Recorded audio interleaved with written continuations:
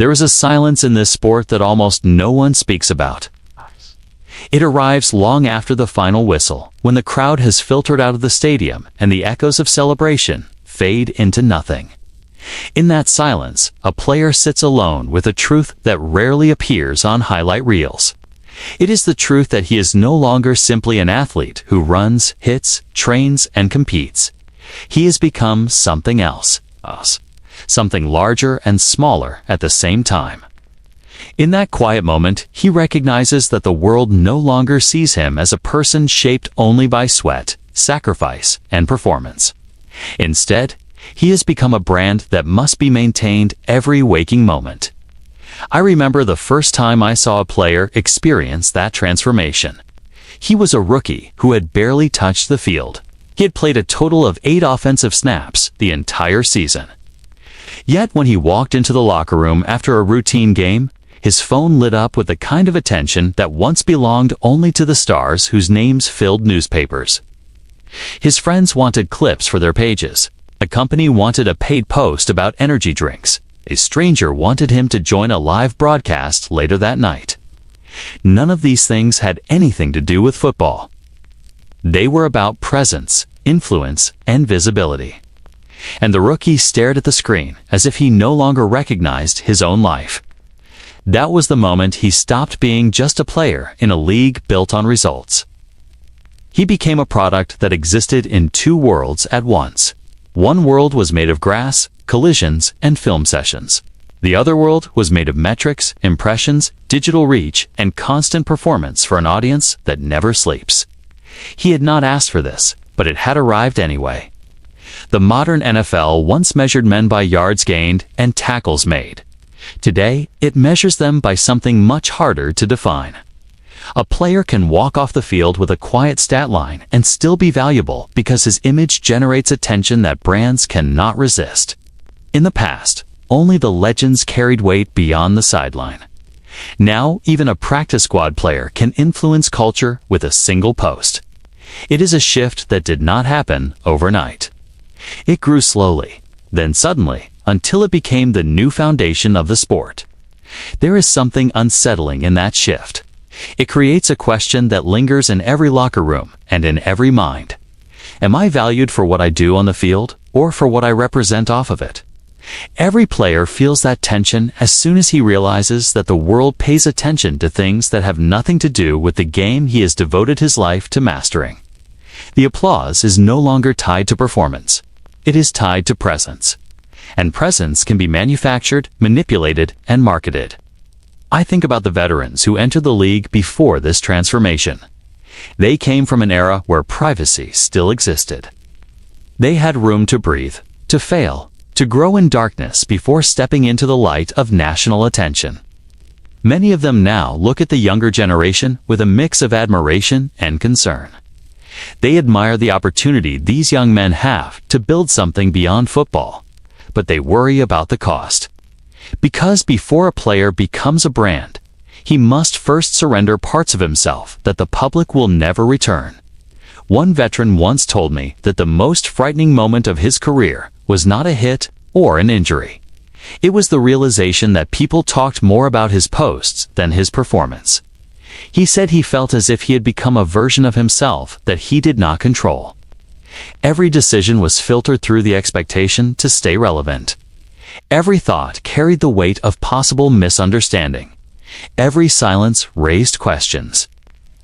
He said it felt like he was living in a house of mirrors where he could see himself everywhere, but never clearly. That is the hidden cost of fame in the digital era.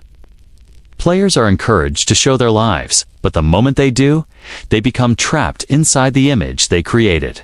If they shift, they risk losing the audience that lifted them. If they stay the same, they risk losing themselves. This is not the kind of conflict that coaches prepare them for. It is a battle that takes place quietly, internally, in the private corners of a very public life.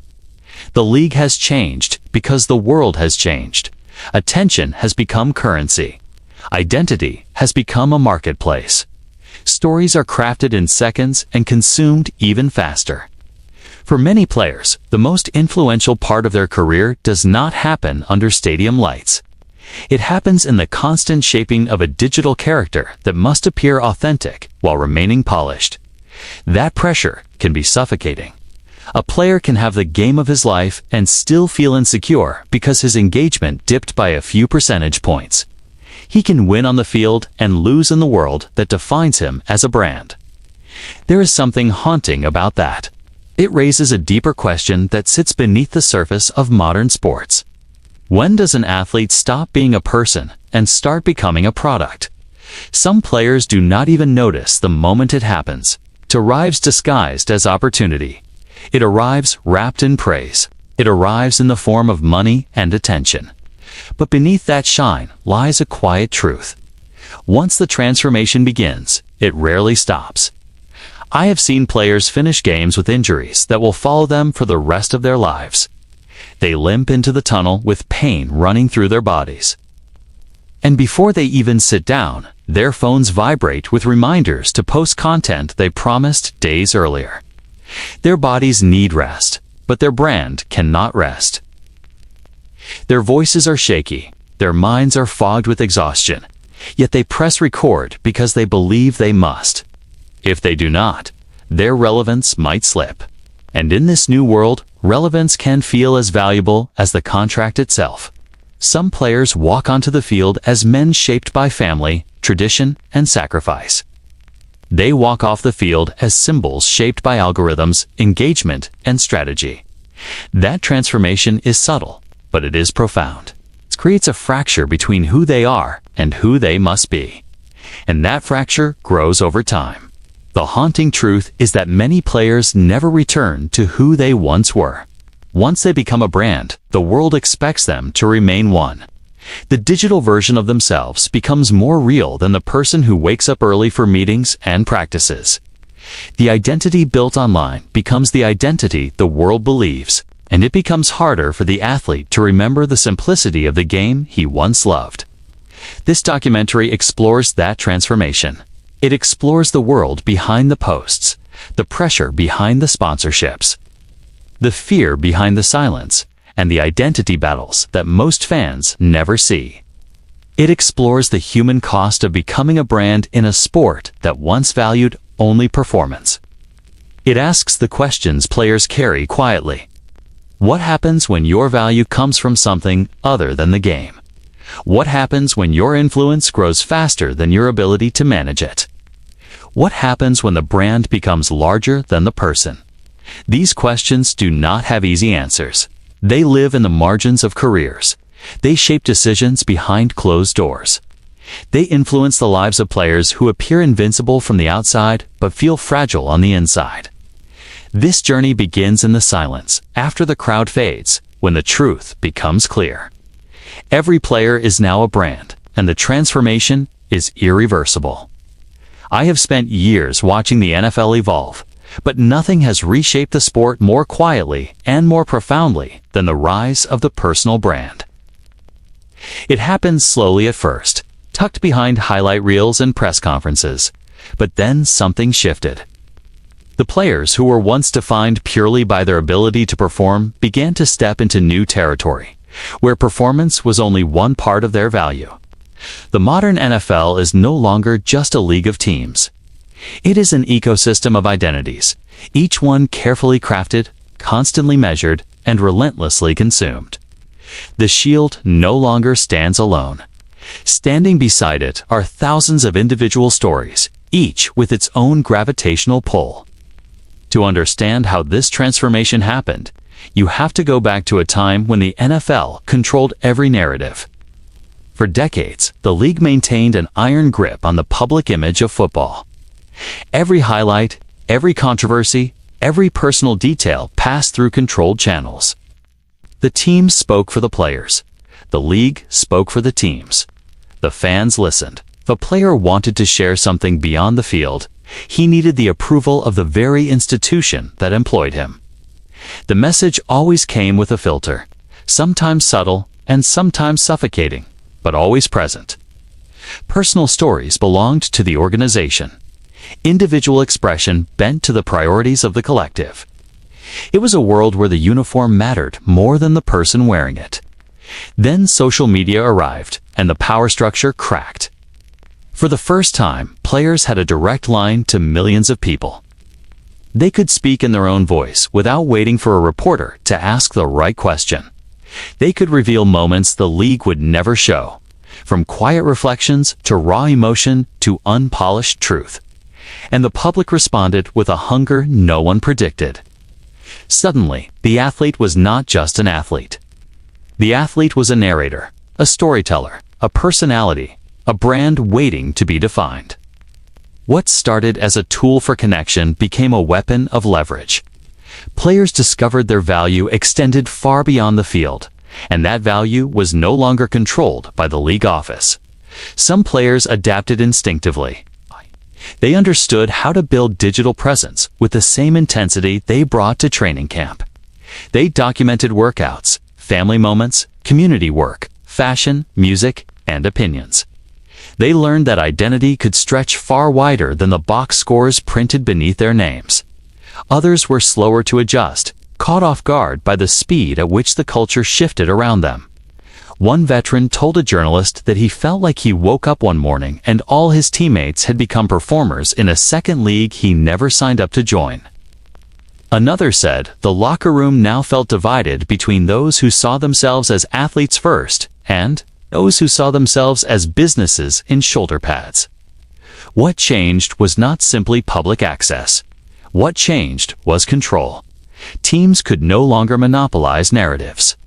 Suddenly, a player with 5 million followers could command more attention than a franchise with decades of history. It was no longer enough for an organization to shape a story. The story could turn in an instant, powered by a single post. This shift created tension and opportunity in equal measure. Coaches learned that criticism delivered publicly could ripple through a season. Owners learned that the next star in the sport might not only change a game, but change the conversation. Agents learned that digital influence could rewrite contract negotiations. Marketing departments learned that endorsement deals now favored players who could mobilize their own audience. And young athletes learned that their identity was an asset to be crafted before they ever stepped on an NFL field. The rise of player-driven storytelling brought a new era of visibility. It allowed fans to see athletes as more than the pads and helmets that obscured their faces. It exposed vulnerability, personality, humor, fear, and ambition. It created a sense of intimacy that old media could never replicate. But with that intimacy came a burden that older generations of players never had to carry. Each post became a calculation. Each moment became content. Each misstep became evidence. The line between personal life and public display dissolved until there was almost nothing left to protect.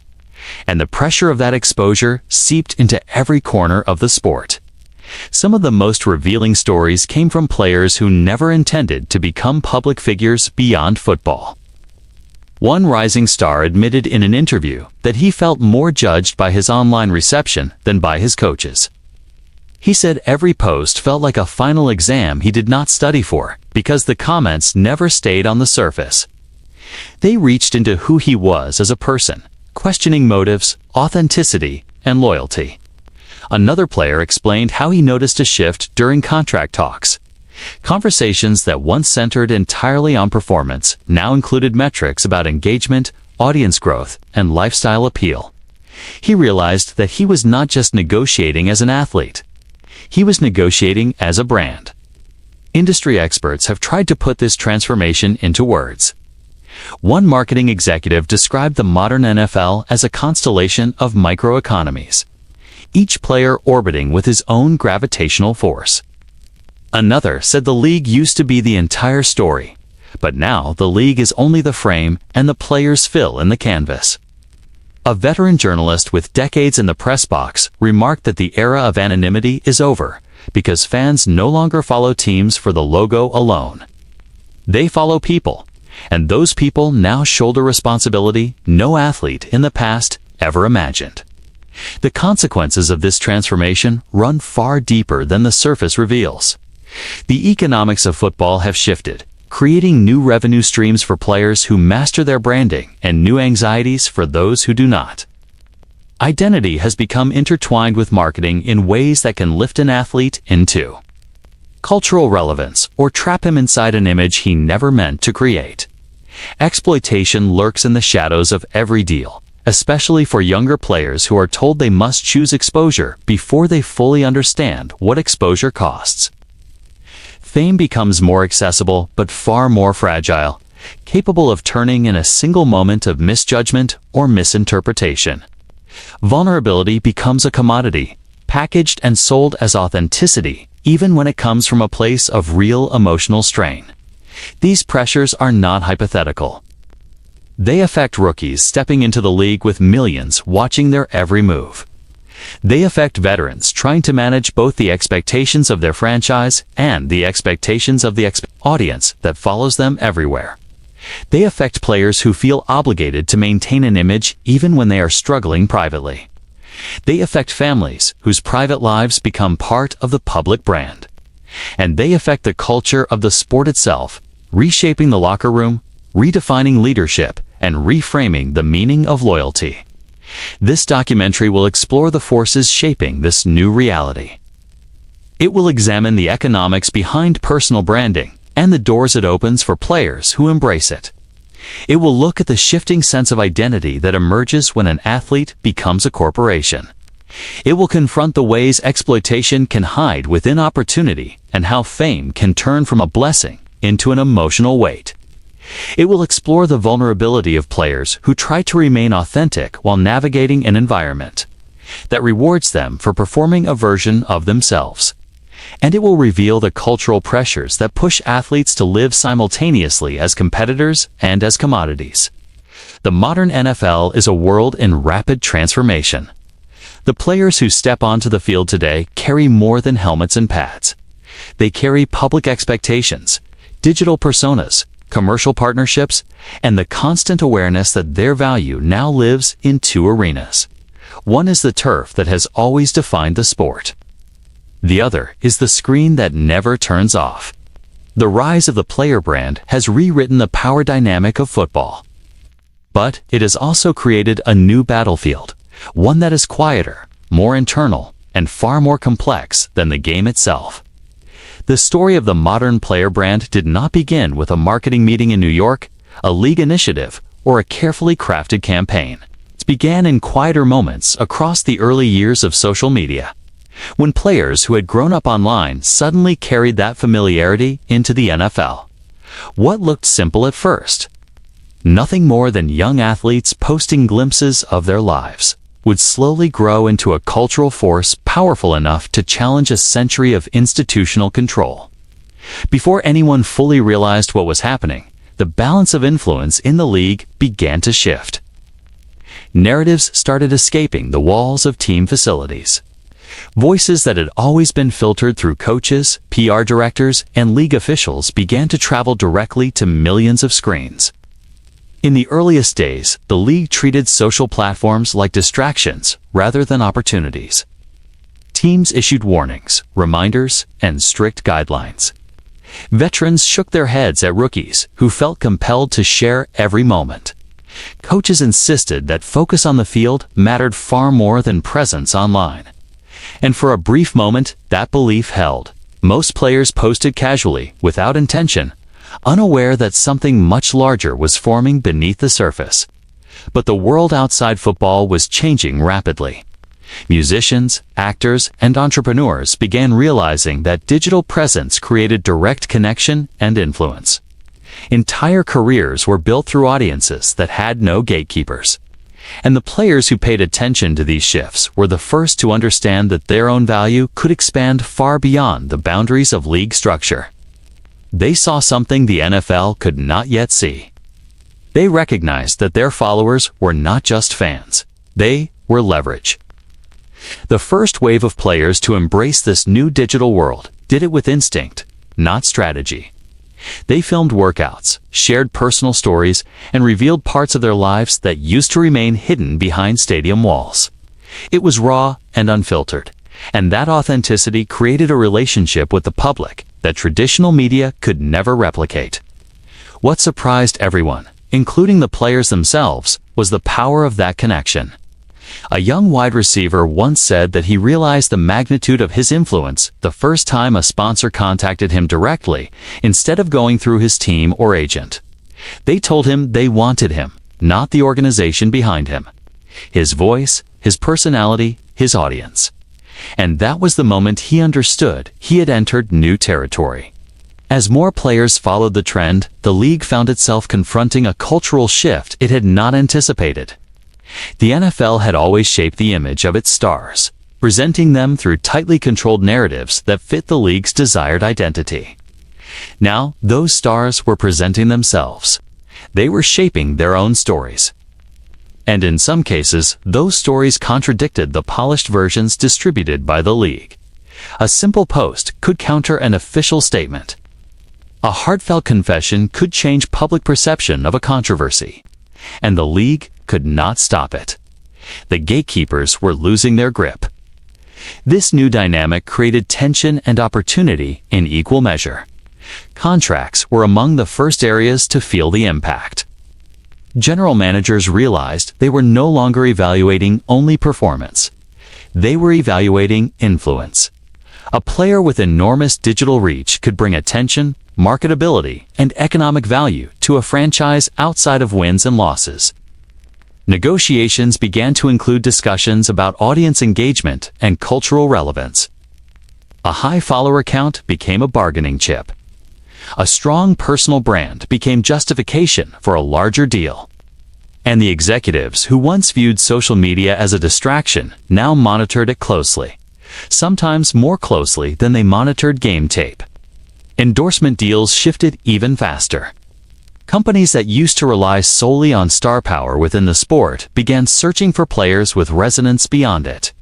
They wanted personalities who could capture attention in seconds, who could create familiarity, who could craft perception through authenticity. They no longer needed the league to intermediate. They did not need a national commercial. They needed a player with a camera, a voice, and a message. It was inexpensive, direct, and remarkably effective. One marketing director explained that partnering with a player who had a loyal digital following felt like tapping into a deeply rooted community rather than renting a few seconds of televised space. It was loyalty instead of visibility. Team dynamics also began to evolve. The rise of personal branding created new forms of hierarchy within the locker room, not based on tenure or production, but on visibility. Younger players with massive online followings found themselves wielding influence that veterans never had. Coaches noticed that some players could command a room simply because they commanded millions online.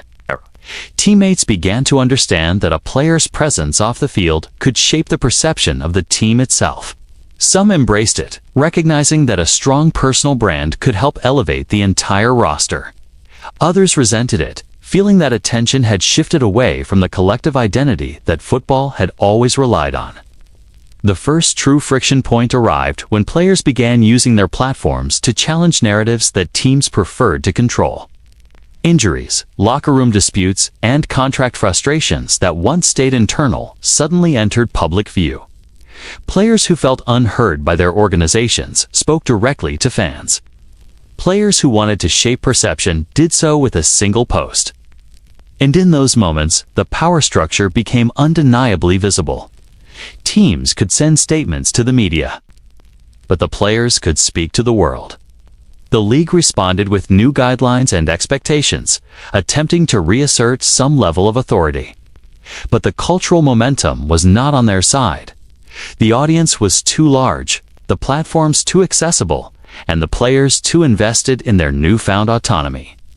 The league tried to keep the old balance intact, but the foundation had already shifted. The modern player brand had emerged, and it would not be contained by traditional limits. The players who first embraced this shift became pioneers in a digital landscape the league had not prepared for. They were not marketing experts, and they were not strategists, but they understood connection. They understood the language of the internet because they had grown up speaking it. And as their influence grew, the entire ecosystem of the NFL began to adapt around them. Agents hired digital teams. Training facilities built content studios.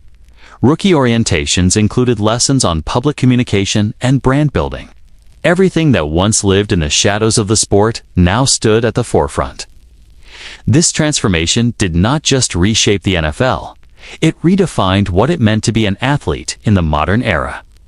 A player was now a storyteller, a personality, a business, and a competitor, all intertwined in a single public identity. The game remained the foundation, but the world surrounding that game expanded into a new reality. Performance mattered, but presence mattered too. And in some cases, presence mattered even more. The birth of the modern player brand was not a sudden revolution. It was a slow, steady accumulation of small moments. Personal posts, shifting cultural winds, and the increasing realization that players could command their own narrative. It was a movement born from instinct and grown through opportunity. And whether the league wanted it or not, it altered the relationship between athletes, teams, and the public forever. There was a moment when I realized the modern NFL player was no longer competing only on the field. It happened during a quiet afternoon in an empty locker room long after practice. A young receiver sat alone with his phone in his hands, staring at a single post he had been rewriting over and over again. His pads were still on. The tape around his wrists had not been removed. His body showed the exhaustion of the day, but his focus was consumed by something far different. He told me he had been debating for an hour whether to post a clip of his morning workout. Not because he doubted the content, but because he feared the algorithm would bury it if he released it at the wrong time. In that moment, it struck me that players were now fighting a second opponent. It was invisible and unpredictable. It did not wear a helmet or stand across the line of scrimmage. It lived inside the digital platforms that shaped their visibility and, in many ways, their value. The rise of the algorithm created a new arena where attention became the currency of relevance. It determined who appeared on screens, who built influence, and who drifted into silence. Traditional performance still mattered, but digital presence had become its own form of competition. A player could dominate on Sunday and still lose ground on Monday if the algorithm pushed someone else forward. And that realization changed the mindset of athletes across the league. They began tracking their engagement numbers with the same intensity they tracked their stats. A veteran linebacker once explained that visibility used to be earned through years of consistent play. Now a single viral moment could elevate someone instantly. A dance in the end zone, a creative celebration, an emotional speech in the locker room, a heartfelt personal story shared in a quiet moment. The algorithm rewarded whatever kept people watching, regardless of how it connected to the sport itself. And young players understood that playing well was only one part of sustaining relevance. They also had to feed the machine that decided who appeared on millions of feeds each day. This shift created a psychological pressure that few fans ever truly see. The algorithm operates on rules that change constantly. What worked yesterday may not work today. What goes viral for one player may fall flat for another. Players who were used to structure found themselves trapped in an environment defined by unpredictability. The league had clear guidelines and expectations. The digital world did not. And athletes who were accustomed to certainty were now trying to navigate a system that seemed built to keep them guessing. That uncertainty fueled a level of anxiety many players admitted only in private. Some felt compelled to document every part of their lives, even when they wanted privacy. Others felt pressure to constantly create content, even when they needed rest. One rookie confided that he set alarms throughout the night to post at the times he believed the algorithm favored. He had convinced himself that missing one optimal posting window would cause his influence to slip. He feared losing followers, losing attention, and eventually losing opportunities. His fear was not vanity. It was survival. In his mind, a visible player had value. An invisible one did not. Over time, the algorithm began shaping identity itself. Athletes were no longer presenting who they were. They were presenting what the algorithm liked. Humor, confidence, vulnerability, confrontation, celebration. Every emotion became content. Every moment became potential currency. And the players who adapted most naturally were not always the ones whose on-field performance justified their influence. Sometimes third-string players with strong digital presence outshined established veterans who remained silent online. This created tension within locker rooms where credibility had always been built through effort and performance. Now credibility could be built through charisma and creativity, regardless of how many snaps a player actually played. Coaches noticed the change as well. Some embraced it, understanding that players with strong digital presence could help elevate the entire team. Others fought against it, believing it distracted from preparation and discipline. A head coach once told me that he now had to account for the emotional fallout of posts that did not perform well. The frustrations that used to come from bad practices or tough games were now coming from low engagement numbers. He could handle a player struggling with a missed tackle. He was not prepared to handle a player spiraling because a video they posted gained less attention than expected. Meanwhile, sponsors became increasingly reliant on algorithmic performance. They wanted athletes whose posts generated guaranteed reach. They wanted engagement metrics, not just star power. A player who understood how to work with the algorithm gained advantages far beyond endorsement deals. They gained security. They gained leverage. They gained independence. And those who did not adapt found themselves increasingly dependent on traditional systems that no longer held the same level of influence. The tension between authenticity and strategy grew stronger as the algorithm shaped behavior. Players wanted to be real. They wanted to be honest. But authenticity does not always perform well online. Some posts that captured genuine emotion struggled to gain traction. Some carefully polished content exploded instantly. And players began learning the difficult truth that the algorithm rewarded exaggeration. Humor, conflict, spectacle, and anything that triggered immediate emotional reaction. A defensive back once admitted that he sometimes created harmless controversies just to stay visible. He had learned that dramatic moments kept people watching. He did not want to become a caricature of himself, but he felt trapped by the system. He said that if he stopped posting, the world would forget him before he took his next snap. This constant battle for visibility created a sense of isolation even among players who seemed to thrive online. They were surrounded by followers, but disconnected from themselves. They constructed identities designed to appeal to algorithmic preference. And in the process, they drifted away from the person they had once been. A star running back told me he barely recognized himself in his own feed. He said the persona he created was louder, flashier, and more emotionally expressive than the quiet man he saw in the mirror. But that persona performed better. It kept him relevant, and he felt obligated to maintain it. The pressure only intensified as platforms continued refining their systems to prioritize content that generated long viewing times and strong emotional reactions. Players found themselves adjusting their behavior to match these patterns. They studied trends. They analyzed engagement data. They researched posting times. Our digital habits became as structured as their training schedules. And while this expanded their influence, it also placed them into a never-ending cycle of self-promotion and evaluation. Some found peace with the process. Others suffered silently. The algorithm turned every moment into a competition. It blurred the line between the personal and the professional. It amplified insecurities. It determined who rose and who faded. And it forced players to confront a new reality. Their relevance was no longer tied solely to their performance on the field. It was tied to their performance in an environment that constantly demanded more. As the digital world grew, so did the expectations placed on athletes. They were asked to be present, engaging, thoughtful, entertaining, original, and available. They were expected to speak publicly during times of controversy and to create joy during times of victory. They became narrators of their own stories, but they also became subjects to a force they could not control. The algorithm rewarded them when they adapted and punished them when they hesitated. It offered visibility one moment and silence the next. And even when players tried to step back, they felt the pull to return.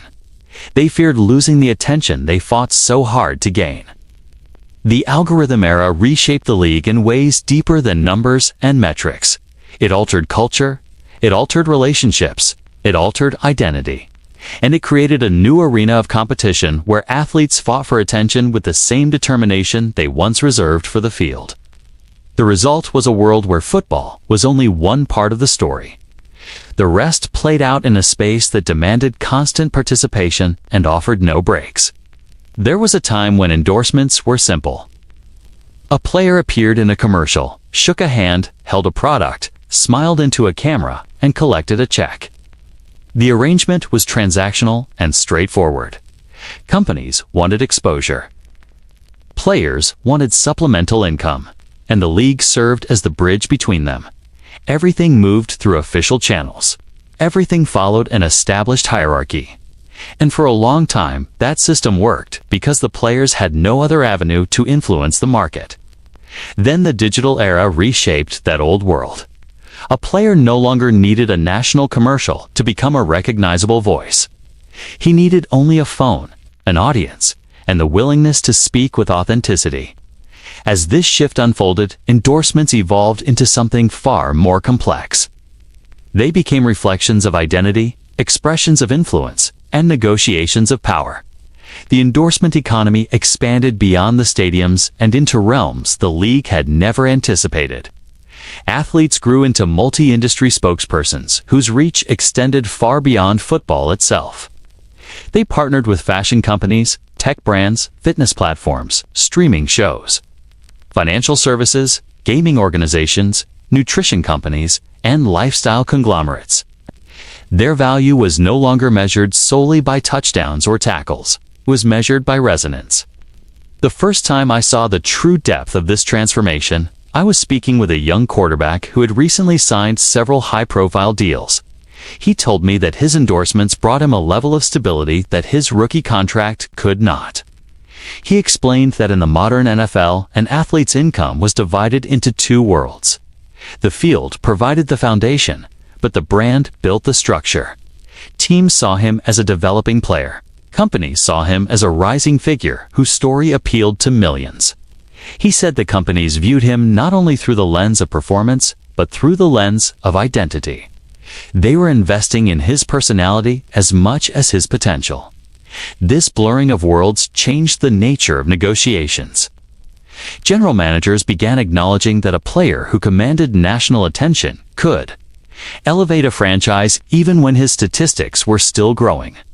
They recognized that visibility fostered marketability, and that marketability generated economic value beyond the numbers on a stat sheet. As a result, some players entered contract discussions with a form of leverage that did not exist a decade earlier. Their reputations were shaped not just by football analysis, but by the companies willing to invest in them. At the same time, sponsorships influenced public perception in powerful ways. A player who secured large deals was often seen as a rising star long before he became one on the field. A player who lost sponsorships after controversy saw his reputation decline even when his performance remained strong. These partnerships became markers of credibility, indicators of cultural relevance, and symbols of an athlete's place within a world where influence mattered as much as results. It created a cycle where sponsorships shaped reputation, reputation shaped opportunities, and opportunities shaped decisions. Yet beneath the surface, there existed a set of unwritten rules governing who received deals, how partnerships were formed, and how companies evaluated the athletes they approached. These rules were never stated publicly, but players learned them quickly. Companies valued consistency, both in performance and behavior. They wanted reliability. They wanted predictability. They favored athletes who could deliver engagement on demand. They preferred players whose personal brands aligned with the culture of their consumers. They avoided risk. Single moment of controversy, misstep, or emotional outburst could cause a company to retreat instantly, and players knew it. One veteran receiver shared that he felt constantly monitored by invisible standards he did not fully understand. He said sponsors wanted authenticity, but only a specific version of authenticity. They wanted honesty, but only when it fit within their comfort zone. He spoke about the pressure to maintain a balanced persona that was genuine enough to attract audiences, but refined enough to protect corporate relationships. He described it as a tightrope walk. He said he spent as much time managing expectations as he did training for the season. This dynamic created tension between personal freedom and professional opportunity. Athletes found themselves weighing every post, every comment, and every public moment against the potential consequences it could have on endorsements. Some felt empowered by their growing influence. Others felt trapped by their own visibility. A defensive lineman once admitted that he stopped sharing parts of his life because he feared brands would misinterpret his humor or his opinions. He said he felt like he was playing a role, one that required constant maintenance.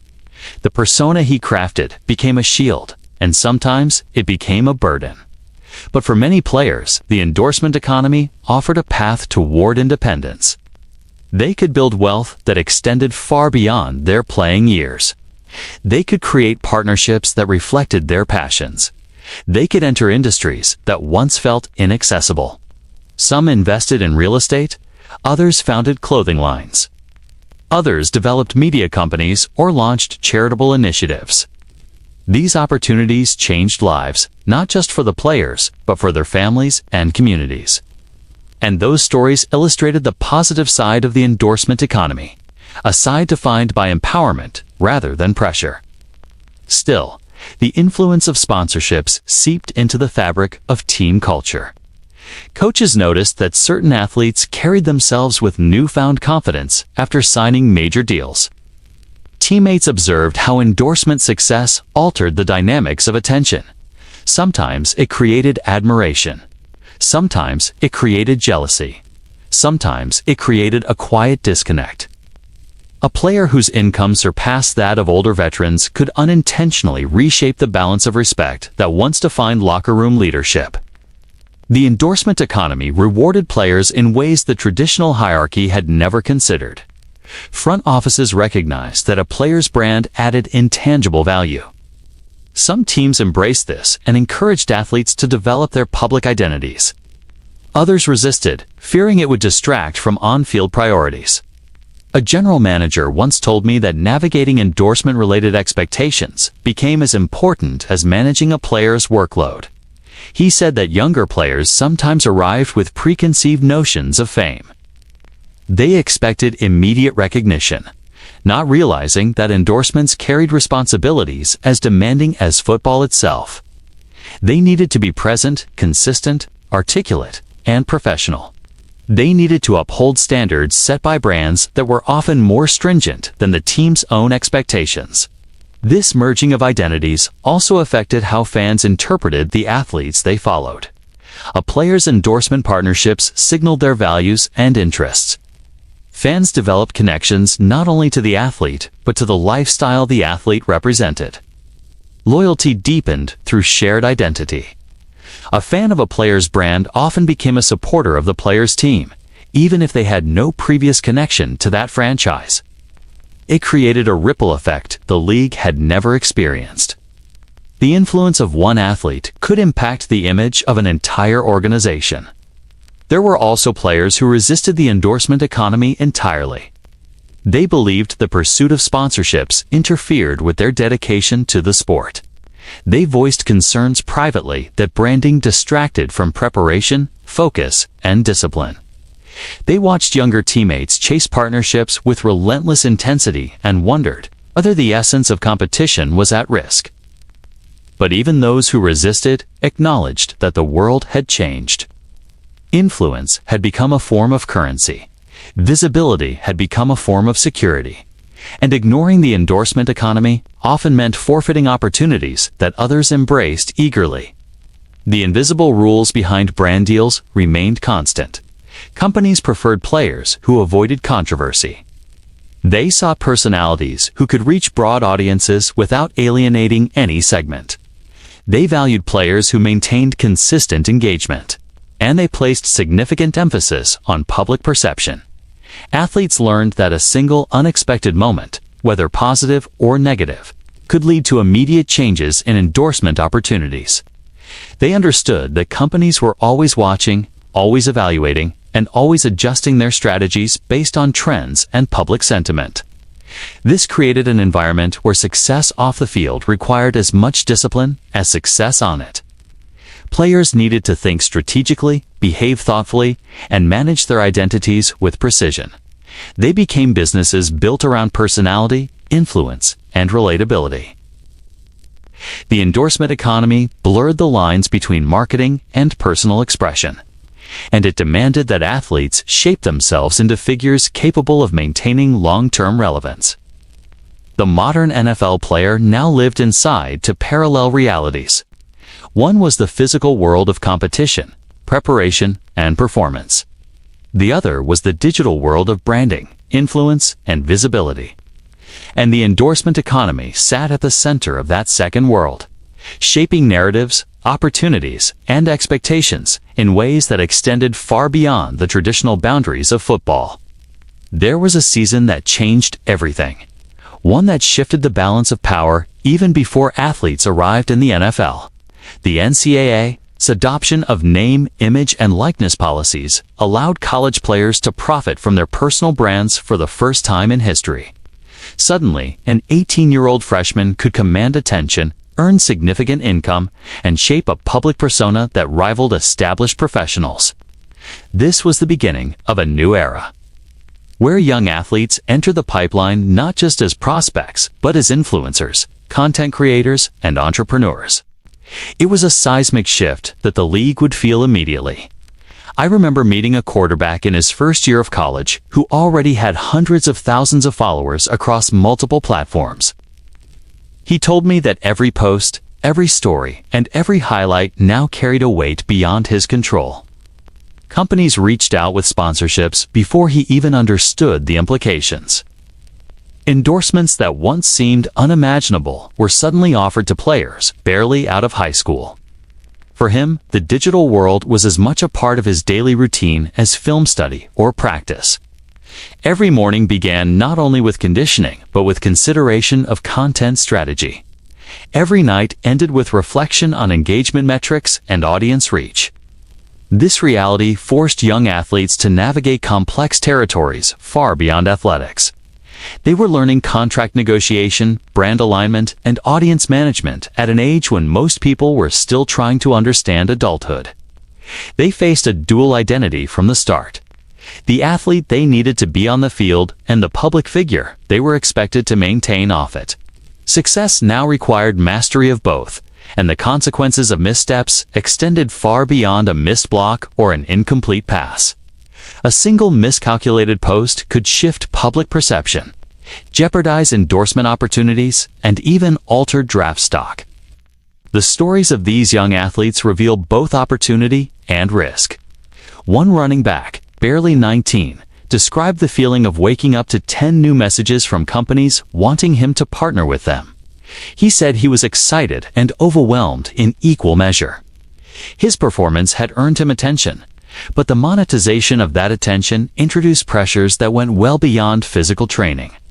He spoke about the constant expectation to present a polished, marketable version of himself while still developing as a player. Every meal, every workout, every photo could become content, and every decision mattered. Another freshman wide receiver recounted how NIL offers forced him to mature at a pace that few 18-year-olds are equipped to handle.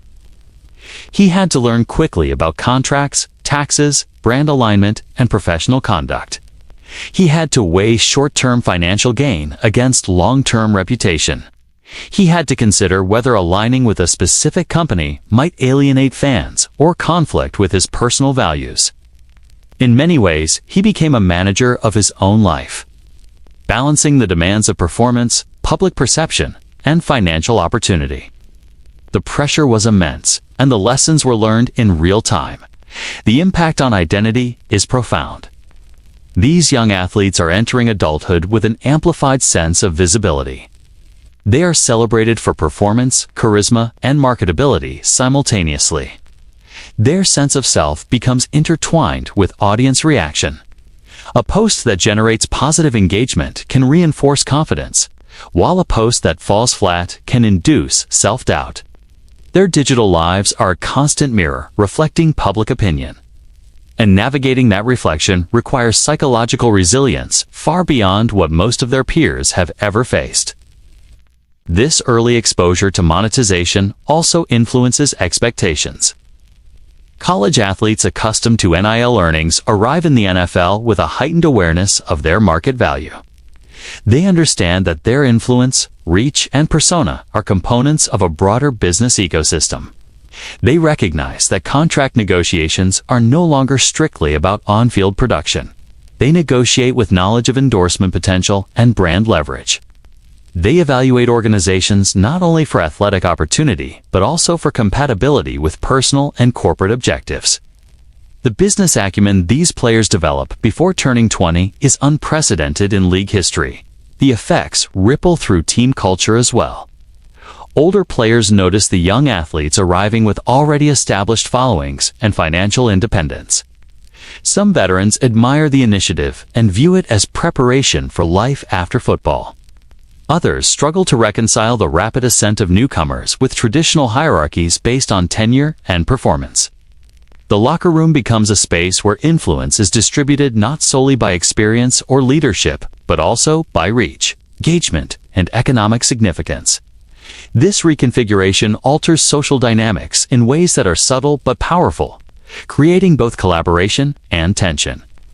Agents and advisors play an increasingly critical role in shaping the trajectory of these players.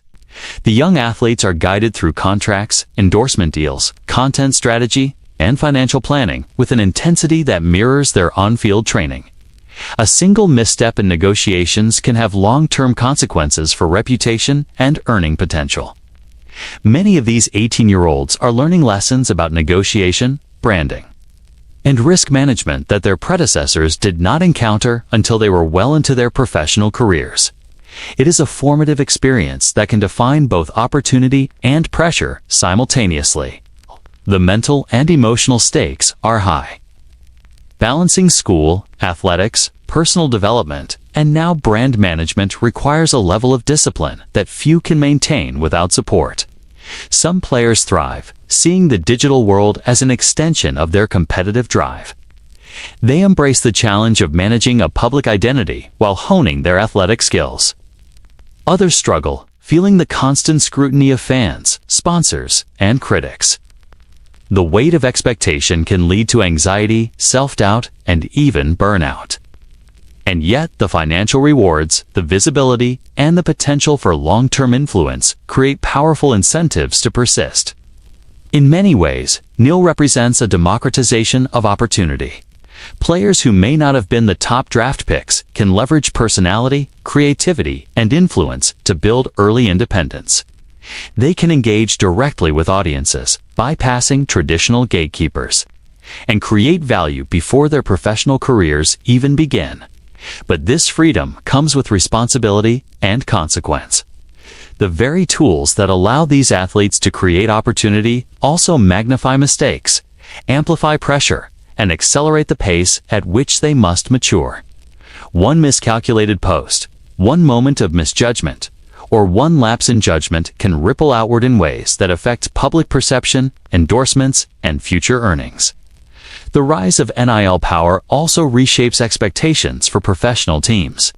NFL organizations now consider a player's existing following, brand potential, and marketability when evaluating prospects. The on-field evaluation is still critical, but influence and audience engagement are increasingly treated as assets in the broader business of football. Teams invest in players not only for their athletic skill, but also for the ability to attract fans, generate attention, and integrate seamlessly with marketing strategies. The game itself remains the foundation, but brand presence has become an indispensable component of value. College players, suddenly transformed into pre-NFL brands, must navigate all of this while still learning the fundamentals of their sport. They must remain competitive in training, disciplined in preparation, and consistent in execution. At the same time, they are constructing digital identities, negotiating with brands, and managing financial opportunity. The convergence of these responsibilities shapes an entirely new generation of athletes. They enter the NFL with awareness and skill in areas that extend far beyond athletic performance. Their growth is accelerated, their exposure magnified, and their potential for influence unprecedented. The evolution of young athletes through NIL represents a profound shift in the culture of football. It challenges traditional pathways, transforms expectations, and amplifies opportunity. It demands resilience, maturity, and adaptability at an age when most people are just beginning to understand the world. And it lays the foundation for the modern NFL player, one whose career is shaped as much by audience, engagement, and brand as by touchdowns, tackles, and tackles for loss. In the modern NFL, the concept of the player has evolved. No longer is an athlete solely defined by their performance on the field. They are also a public persona, a corporation unto themselves, and a figure whose influence stretches far beyond stadiums and locker rooms. What once required a single contract and a media guide now demands a complex network of advisors, agents, and strategists who operate almost like the executive staff of a small business. The modern player is at the center of a system where every word, gesture, and post carries economic significance, cultural weight, and professional consequence. I remember speaking with a mid-career wide receiver who described his daily routine as if he were managing a company with multiple divisions. There was the athletic division, which included practice, film study, conditioning, and on-field performance. Then there was the personal brand division, which required strategy sessions with his agent, discussions with PR consultants, and coordination with marketing partners. Every social media post, every public appearance, every interview was meticulously evaluated. He explained that maintaining his brand was not incidental to his career. It was integral. The work was invisible to fans, but critical to sustaining his influence, income, and long-term viability. Agents have become more than negotiators of contracts. They are now brand architects, responsible for aligning endorsements, monitoring public perception, and connecting players with corporate partners. Many athletes rely on teams of advisors who specialize in digital strategy, public relations, financial planning, and content creation. Each component functions as a department within a larger enterprise.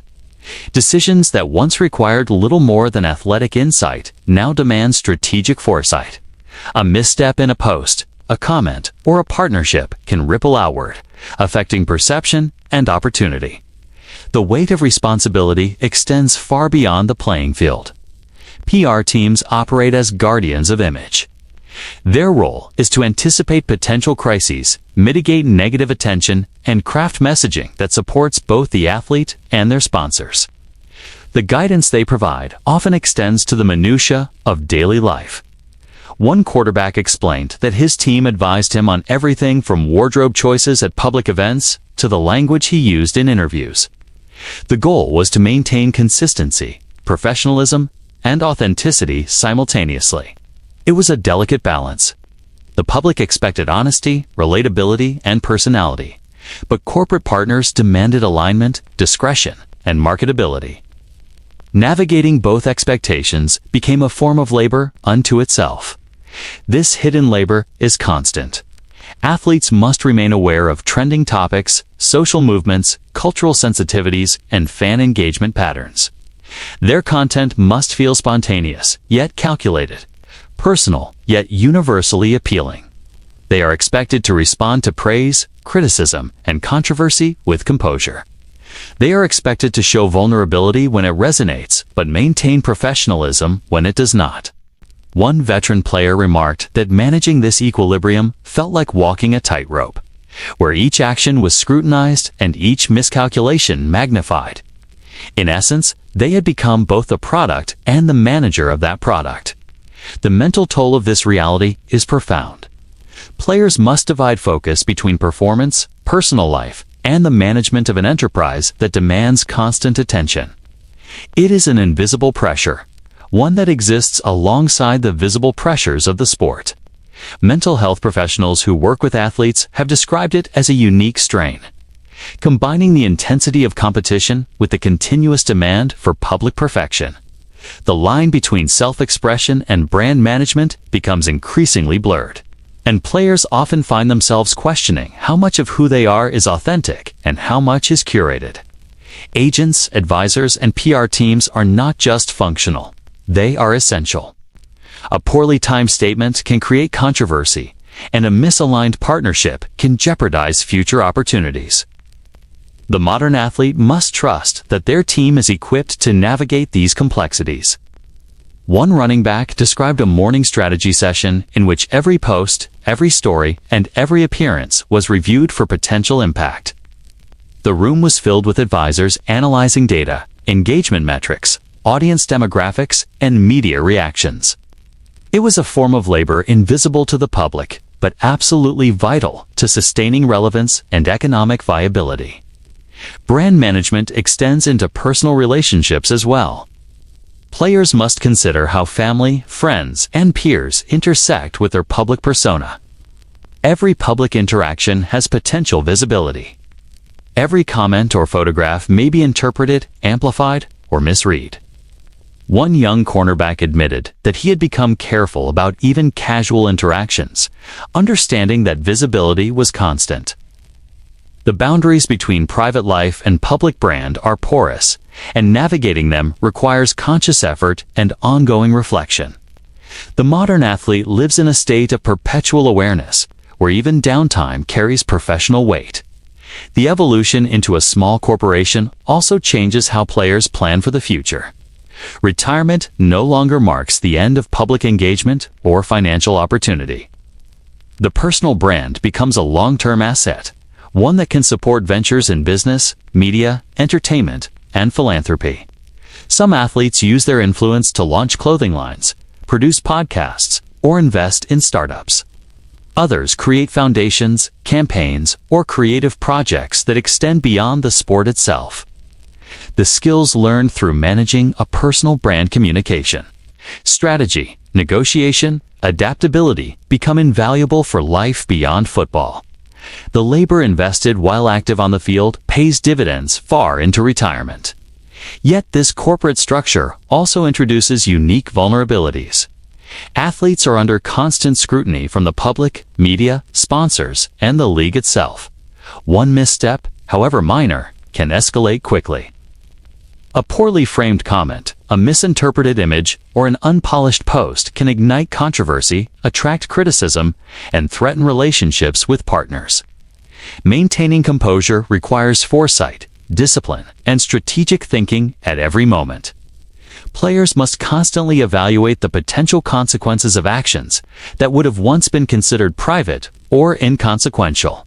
The stakes are high, and the margin for error is slim. This hidden labor fosters a new kind of professionalism. The athlete must be a competitor, a communicator, a negotiator, a strategist, and a manager. They operate across multiple dimensions simultaneously, each demanding mastery and focus. The analogy of a small corporation is precise. Teams of professionals support them, each with specialized knowledge, each contributing to the overall operation. But the athlete is ultimately accountable. They are the face of the brand, the decision-maker, and the one whose actions determine success or failure. The responsibility can be isolating, yet it is inseparable from the modern identity of the player. The consequences of mismanaging a personal brand extend beyond perception. They affect contract negotiations, endorsement opportunities, team dynamics, and long-term viability. Players who understand how to navigate the complexities of public image gain leverage.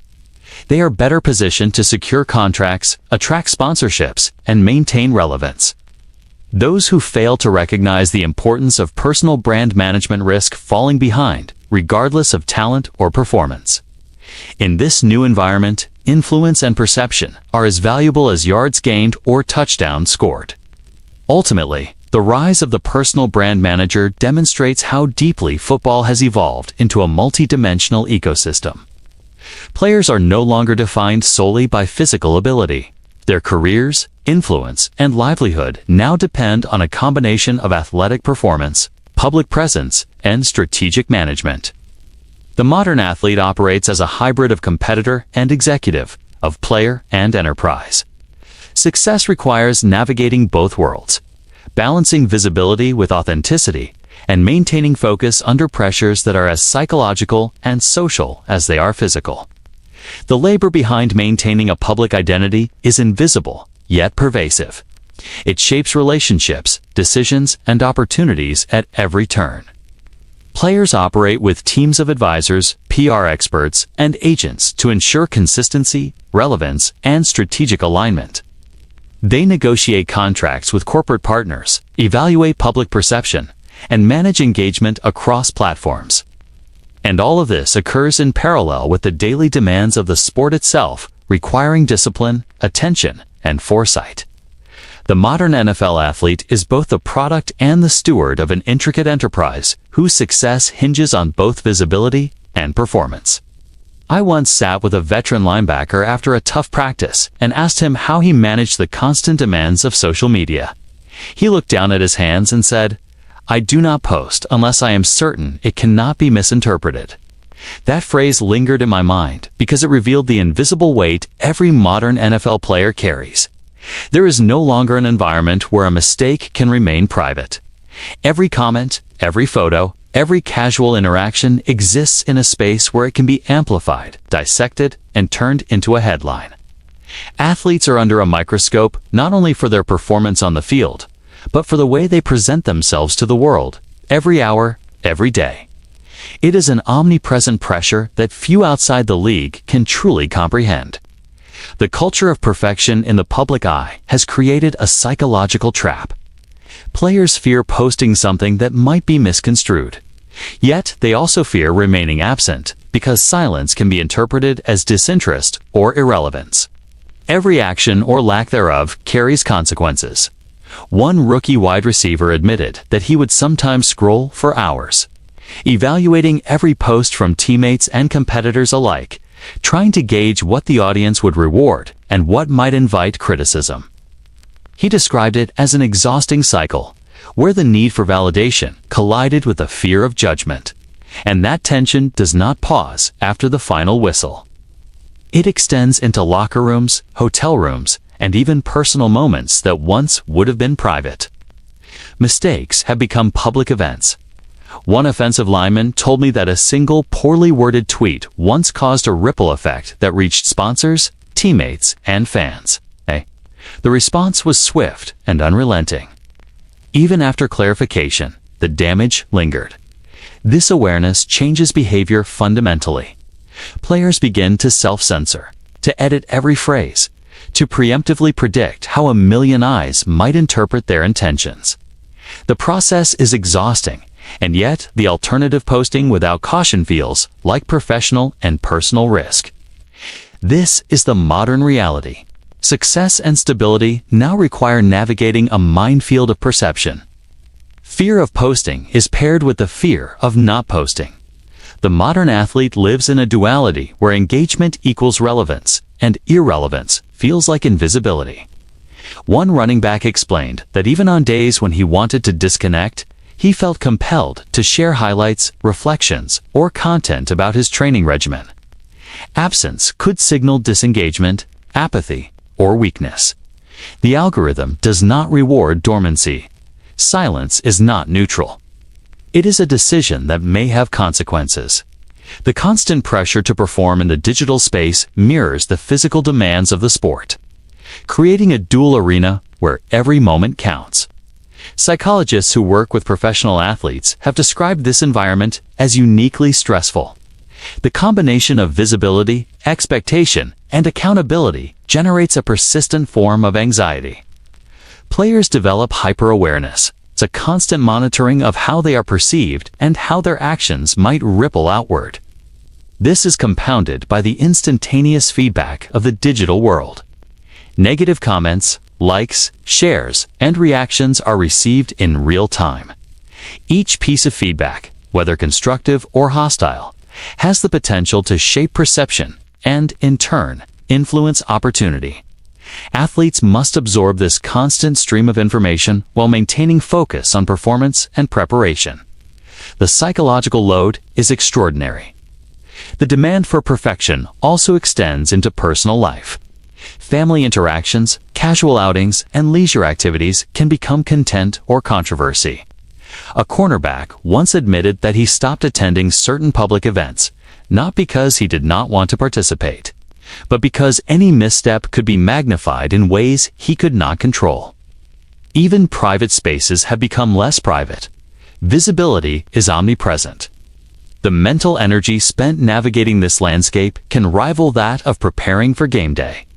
And for many athletes, the knowledge that one misstep could undo months of effort weighs heavily on daily life. Mistakes do not need to be major to carry consequences. Small errors are amplified because they are filtered through the lens of audience expectation and media interpretation. Players find themselves constantly calculating risk and evaluating the potential reception of every action. One quarterback explained that he developed a personal checklist before posting anything online. Is this authentic? Is this engaging? Could it be misunderstood? Does it align with sponsors and team messaging? Does it reflect positively on me?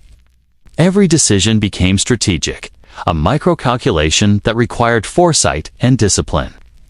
The mental labor of perfection became inseparable from the act of simply existing in public. This culture of constant scrutiny has altered the way athletes interact with one another. Players often weigh their words in locker rooms and public spaces to avoid being quoted or misinterpreted. Humor is measured, commentary is calculated. Praise and criticism are moderated to prevent misunderstanding. The social dimension of being a teammate now exists alongside the strategic demands of personal brand management. Relationships are filtered through an awareness of perception, and the line between authentic interaction and strategic communication is blurred. Athletes navigate social landscapes as carefully as they navigate defenses on the field. The pressure to be perfect also shapes long-term identity. A safety explained that he often feels as though he is performing two roles simultaneously: the man he knows himself to be, and the version of himself that exists online. The persona that resonates with audiences and aligns with brand partners is sometimes louder, bolder, or more stylized than the private self. He described the strain of sustaining both identities over extended periods, and how the divergence between the two can create feelings of disconnection. The tension is subtle but persistent. It is the quiet weight of always measuring oneself against both real and imagined expectations. The algorithm intensifies the stakes. Success is measured by visibility, engagement, and attention. Failure is reflected in absence, diminished reach, or negative perception.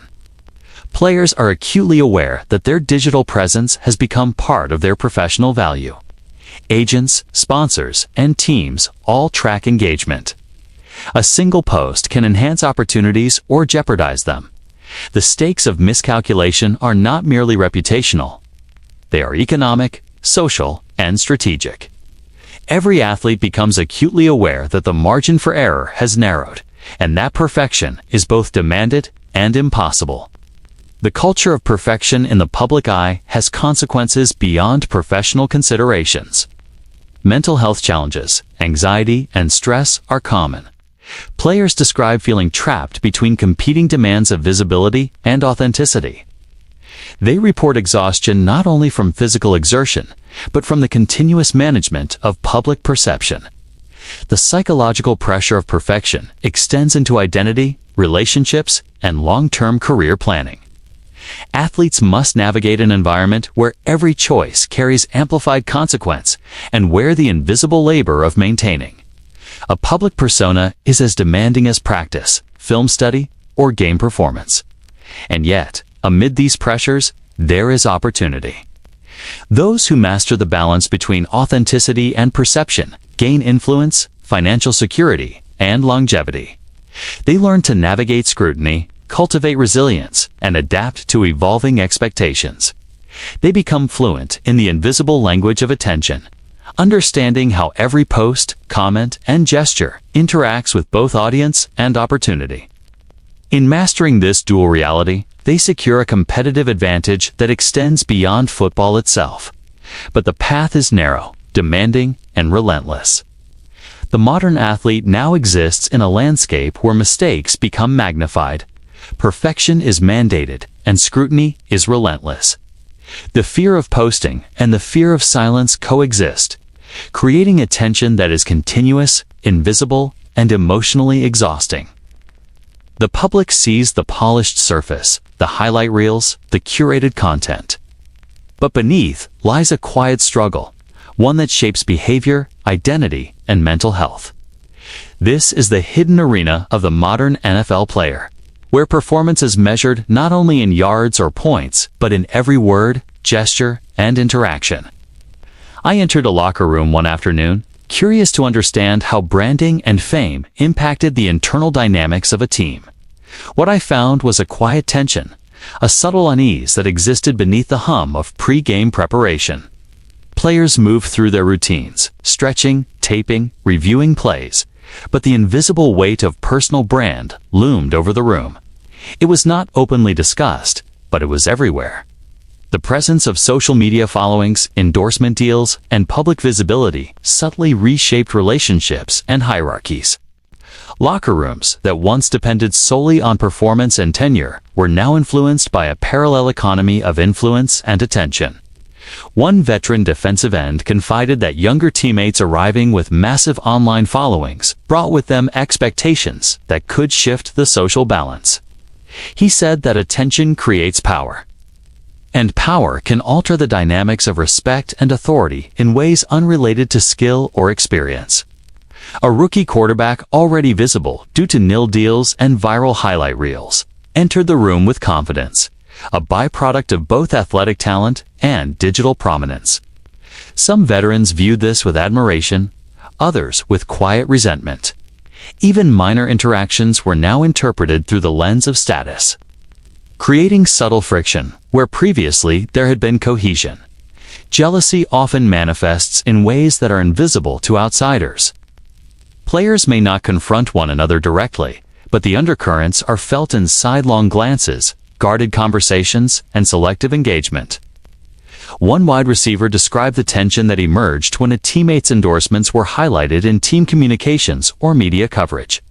He said it felt as though recognition for marketability could eclipse recognition for contribution on the field, creating a rivalry that was not athletic but social. The awareness of public attention became a silent metric, one that sometimes outweighed statistics or leadership roles.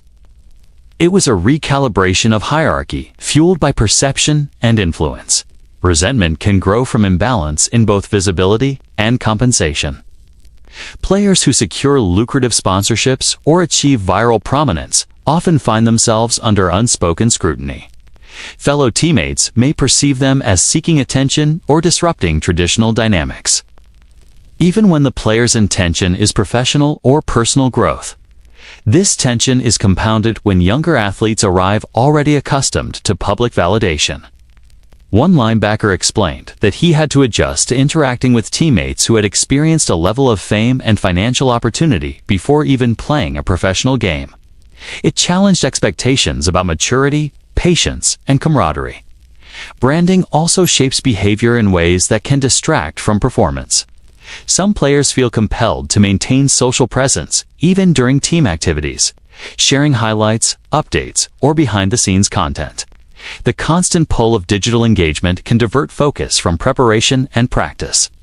One offensive lineman admitted that he occasionally found himself composing posts during team meetings or film study, not out of negligence, but out of habit and expectation. The integration of personal brand into daily life blurs the boundaries between professional commitment and public performance, creating a duality that complicates teamwork. Even when players share mutual respect, the influence of branding introduces new social hierarchies.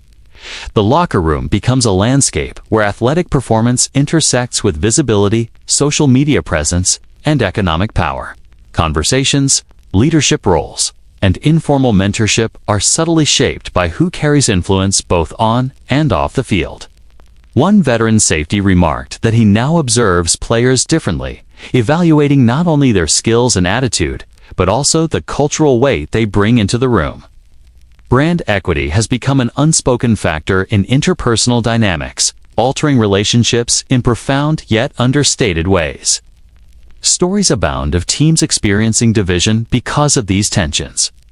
One quarterback described how a promising rookie drew attention for viral plays, while a more experienced player felt overshadowed despite consistent contribution.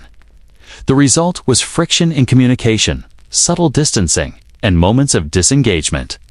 Coaches recognized the challenge but often struggled to address it directly, knowing that the source of tension was not a lack of ability but the interplay of identity, perception, and social validation. Maintaining cohesion required deliberate effort, empathy, and awareness of both visible and invisible factors shaping interactions. The psychological impact on players cannot be understated. Athletes must navigate a dual set of expectations, perform at the highest level on the field while managing the social currency of attention off it. The constant awareness of audience and perception reshapes behavior in ways that are difficult to measure. Some players develop coping strategies, compartmentalizing public identity from team identity. Others struggle with the mental and emotional tension created by visibility. One running back described feeling as though he wore two masks, one for the public and one for the locker room. Reconciling the two became an ongoing, subtle challenge that influenced confidence, decision-making, and social engagement. Coaches and management often recognize that visibility can amplify or strain team dynamics. They encourage players to embrace individuality while promoting collective cohesion. Workshops on media relations, social responsibility, and public conduct have become increasingly common. Teams invest in mentoring and guidance to help athletes navigate the delicate balance between personal brand and team unity. The goal is to ensure that influence and visibility enhance rather than undermine collaboration. But the challenge is ongoing. The intersection of talent, fame, and perception is fluid and unpredictable, and no formula guarantees harmony. This tension is not only generational, but also structural. Veterans who built careers in a pre-digital era must adapt to new norms, while younger athletes arrive fluent in a landscape that merges athletic skill with public engagement. The contrast can be jarring. One veteran cornerback described moments of frustration when younger teammates appeared more invested in social metrics than in traditional forms of preparation. Yet he acknowledged the inevitability of change. The league, the media, and the audience have transformed the definition of influence and value. Adaptation is not optional. It is essential. Branding also influences peer evaluation. Players consider how teammates' visibility affects group perception, fan engagement, and organizational priorities. Success is measured not solely by production, but by influence, reach, and cultural resonance. Athletes internalize these metrics, adjusting behavior to navigate status hierarchies shaped by both athletic and social factors. One defensive end remarked that he sometimes felt pressure to elevate his own presence simply to maintain parity within the locker room ecosystem. The lines between personal ambition and collective cohesion blur, creating ongoing negotiation between self-interest and team responsibility. Amid tension, camaraderie continues to exist, but it is reshaped. Teams develop informal rules and social codes to navigate dynamics of visibility and influence. Leaders emerge not only from performance, but also from their ability to mediate, mentor, and model balance between athletic focus and public persona. Respect is earned through a combination of skill, professionalism, and relational intelligence. Athletes learn to collaborate across the dual dimensions of identity, acknowledging that cohesion requires empathy, awareness, and deliberate effort. In this environment, leadership is both strategic and relational, encompassing influence inside and outside the field. The locker room has become a space where identities intersect, collide, and negotiate. Branding introduces both opportunity and complication. Visibility can inspire admiration or provoke envy. Influence can motivate or alienate. Success requires not only athletic excellence, but emotional intelligence, awareness of perception, and capacity for diplomacy. Players navigate a landscape that merges personal ambition, public scrutiny, and team cohesion. The invisible forces of identity, attention, and perception shape daily interactions, creating a culture where unity must be actively cultivated in the face of competing pressures. Ultimately, the modern locker room is a mirror reflecting the transformation of the NFL itself. Athletes are no longer defined solely by what they do on the field. They are measured by who they are, how they are seen, and the influence they wield. Identity clashes are inevitable, but they reveal the depth of change in the sport. Players must manage relationships as carefully as plays. They must reconcile individuality with collective purpose. They must navigate a complex ecosystem of performance, visibility, and perception. The locker room, once a sanctuary of skill and camaraderie, is now a crucible where the forces of identity, branding, and human connection collide. I have watched seasons unfold where the tension between the collective identity of a team and the individual brand of a player became impossible to ignore. In many cases, the most talented athletes were no longer evaluated solely on performance, leadership, or work ethic. Their digital presence, sponsorship deals, and cultivated public image had become equally critical to their perceived value. A player who cultivated a massive following could wield influence that rivaled or even eclipsed the authority of coaching staff, altering the subtle balance of team dynamics in ways that were both visible and invisible. The clash often begins quietly. A player posts an image, a caption, or a statement intended to connect with fans, but the timing or content inadvertently conflicts with team messaging or locker room culture. Coaches notice, teammates react. Management becomes involved. In one example, a star wide receiver shared behind-the-scenes training footage while teammates were still in rehab or preparing for recovery. The post generated excitement online and attracted sponsors, but internally it created tension, a perception that he prioritized personal exposure over collective responsibility. The digital persona, while beneficial externally, sometimes undermined cohesion internally. Contract negotiations are increasingly entangled with brand influence. Players who command massive social followings arrive at negotiations with a new form of leverage. Their audience becomes a tangible asset. Teams calculate projected marketing impact alongside athletic performance. A quarterback with millions of followers can justify higher compensation, not only for production, but for potential engagement and revenue generation. But these negotiations can create friction. Other players, coaches, and even fans perceive a shift in priorities.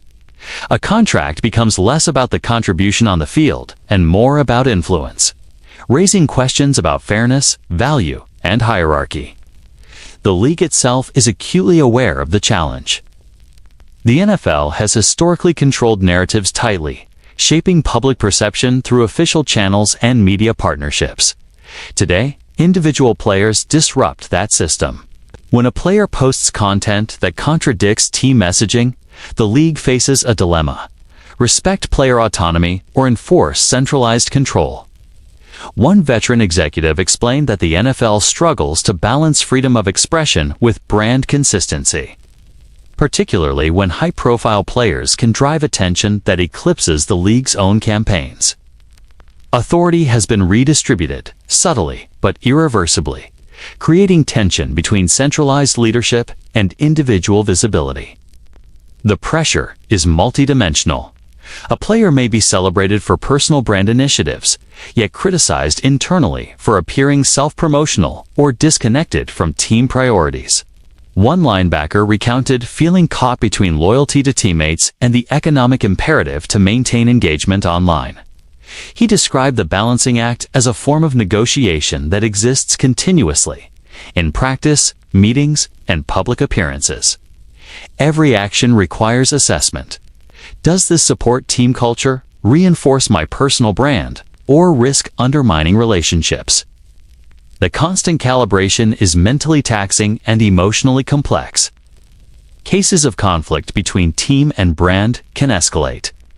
One young running back, despite exceptional performance on the field, faced disciplinary measures for posts deemed inconsistent with the team's image.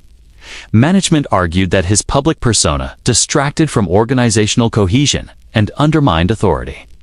His supporters pointed to contract clauses and personal rights, emphasizing the importance of freedom and self-expression. The situation became a negotiation not only of discipline, but of values, highlighting the broader tension between institutional control and individual empowerment. It exemplified a growing struggle in the modern NFL, who ultimately owns the identity of a player, the individual or the organization. Players often navigate the tension through careful strategy. They work with agents, PR teams, and brand advisors to align personal expression with team expectations. Social media calendars are developed. Content is vetted, and messaging is coordinated to reduce conflict. Yet even with strategy, tension persists. Authenticity by nature resists control. The audience values spontaneity and relatability, but teams value consistency and alignment. The modern athlete is constantly negotiating this dynamic, balancing transparency with professionalism, self-interest with collective identity. The economic implications are significant. Teams invest in players not only for their performance, but for potential marketing revenue, generated through individual influence. When a player's brand grows beyond the organization, it introduces both opportunity and risk. Sponsors may prefer an athlete's narrative, while teams worry about messaging conflict. The duality can create leverage in negotiations, but it also introduces friction. Team executives must evaluate how player visibility affects overall culture, loyalty, and fan perception, complicating decision-making processes traditionally based on statistics and talent alone. The cultural dimension is equally profound. In locker rooms, branding can generate admiration, envy, or alienation. High-profile players can influence team norms, shaping conversations, expectations, and even behavior patterns. One veteran defensive back noted that younger players arriving with established followings often redefine notions of leadership and respect. Influence is no longer earned solely on tenure or performance, but also on visibility and engagement.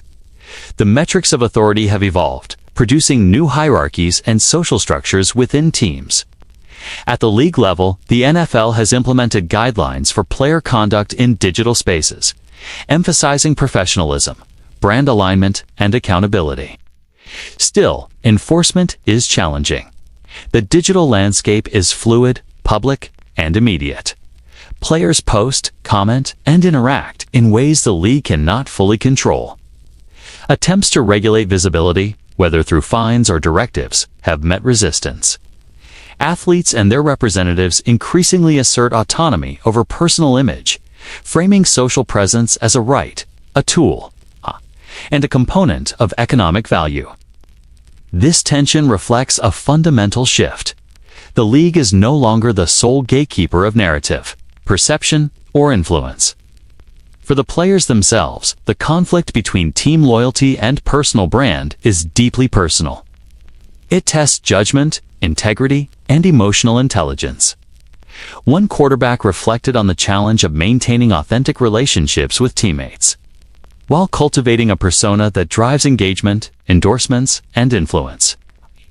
Every decision carried stakes, not only for performance, but for reputation. The line between self-interest and collective responsibility blurred, forcing continuous negotiation and reflection.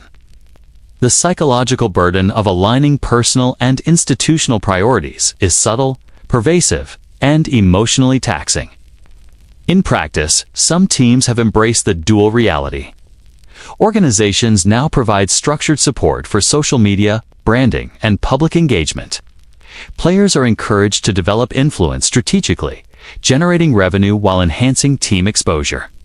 In these cases, the relationship between team and brand becomes symbiotic rather than adversarial. Yet this requires discipline, coordination, and trust. And not all athletes or teams achieve the balance. Misalignment can lead to distraction, resentment, and even public controversy, reminding us that the stakes of visibility extend far beyond clicks and likes.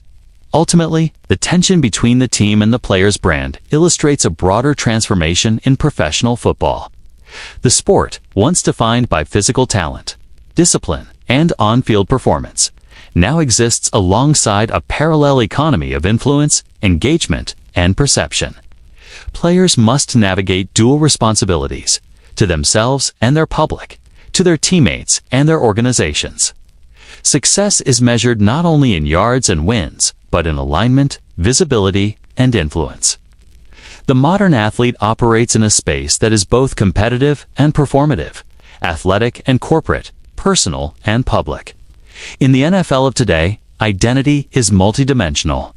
Each player carries a physical presence, a social presence, and an economic presence. Each of these dimensions interacts, sometimes harmoniously, sometimes contentiously. The push and pull between team cohesion and individual brand is a defining feature of modern football culture, influencing strategy, relationships, and organizational priorities. The league may seek to regulate and guide, but the digital era ensures that influence cannot be contained entirely.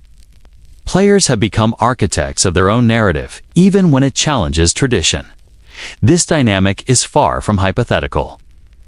Real conflicts emerge every season, shaping careers, contracts, and legacies. Teams, players, and the league are learning to coexist in a landscape where identity, perception, and influence intersect with athletic performance. The negotiation is ongoing, invisible to most fans, yet profoundly shaping the culture of the sport. Understanding this tension is essential to comprehending the pressures, opportunities, and transformations that define the modern NFL. I once asked a veteran wide receiver what it felt like to wake up each morning knowing that his image, influence, and income were inseparable from the perception of millions. He paused, sighed, and said, "Sometimes I feel more owned by the audience than I am by the team." That statement lingered because it revealed a truth often invisible to fans. The modern NFL player is caught in a web of expectations, performance, and perception that extends far beyond the field. The struggle is no longer only about yards, tackles, or touchdowns. It is about identity, authenticity, and the tension between who they are and the persona they must present. This tension begins subtly. A young player joins the league full of talent, ambition, and personality. Early endorsements and social media attention quickly introduce the unspoken expectation that personal expression must align with marketability. Every smile, every gesture, every word is filtered through a lens that blends admiration, critique, and commercial opportunity. The player begins to notice the subtle rules. Be relatable, but aspirational. Authentic, but curated. Entertaining, yet professional. The personal self becomes a product, and the boundaries between genuine emotion and strategic communication blur. Players describe this as a form of internal conflict. One running back explained that he often rehearsed how to respond to fans or media questions in ways that felt calculated, rather than spontaneous. He admitted that doing so created a subtle alienation from himself. He was performing consciously, yet expected to feel authentic while doing so. The paradox is pervasive. Every action is evaluated for resonance with audiences, engagement metrics, and potential sponsorship alignment. Over time, even moments of privacy or casual interaction become subject to self-monitoring, creating a constant internal dialogue about appropriateness, impact, and perception. The economic dimension intensifies this tension. Athletes have learned that visibility equals opportunity. Social media following, brand partnerships, and public engagement are monetized in ways that rival or sometimes surpass income from contracts. A player's public image becomes a financial asset, one that must be nurtured, protected, and grown. Yet the cultivation of this asset can feel invasive. Athletes describe an implicit obligation to produce content, manage narratives, and maintain engagement, often at the expense of spontaneity, rest, or personal preference. Authenticity is not optional lit, must be packaged, stylized, and consumable. For some, the result is a manufactured self, a carefully curated version of identity optimized for public consumption.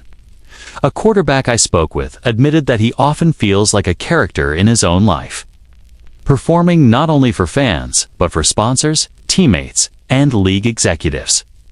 The persona is recognizable, admired, and marketable, but it is also a construct, a layer placed atop the private self. He described moments when the distinction between authentic emotion and strategic performance became almost imperceptible, creating a quiet sense of disconnection from who he once was before the weight of visibility took hold. This manufactured self can be psychologically taxing. Players report feeling constrained, as though the freedom to express personal desires, frustrations, or quirks has been replaced by an obligation to maintain a coherent, appealing, and monetizable identity. One veteran safety said, "I smile because I have to. I joke because I have to. I post because I have to." There is a rhythm to public engagement that demands emotional labor, a discipline that is invisible to spectators but critical to sustaining opportunity. The labor is not physical. It is social, cognitive, and emotional, requiring constant awareness of both audience expectation and personal resonance. The tension between authenticity and marketability also shapes relationships. Teammates, friends, and family interact differently when a player's persona exists in the public eye. Misinterpretation, amplified reactions, and audience-driven expectations influence both private and professional dynamics.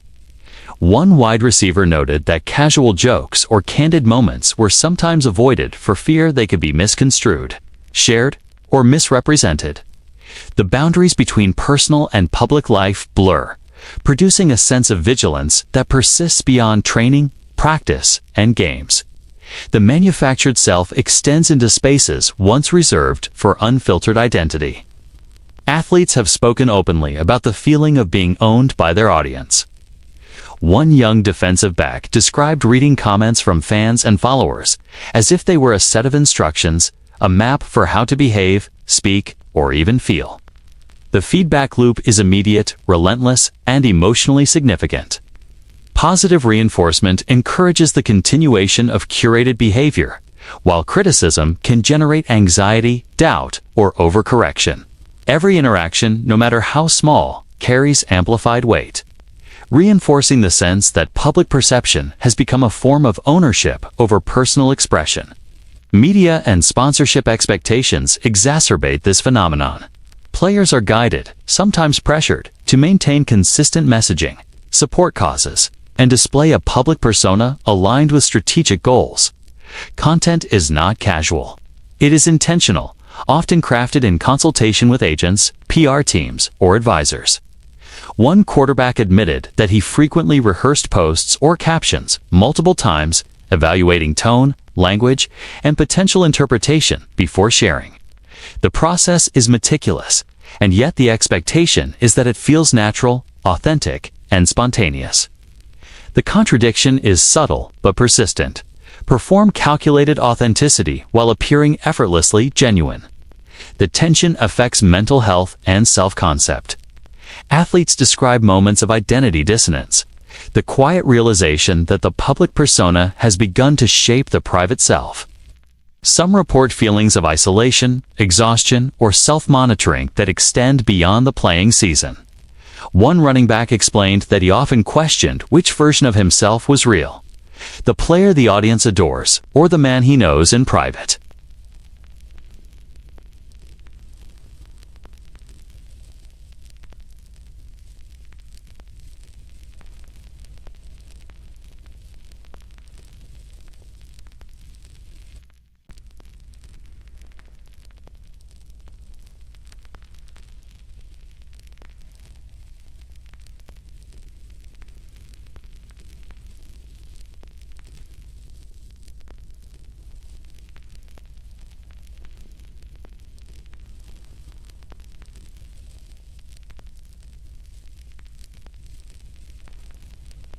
The process requires discipline, creativity, and adaptability.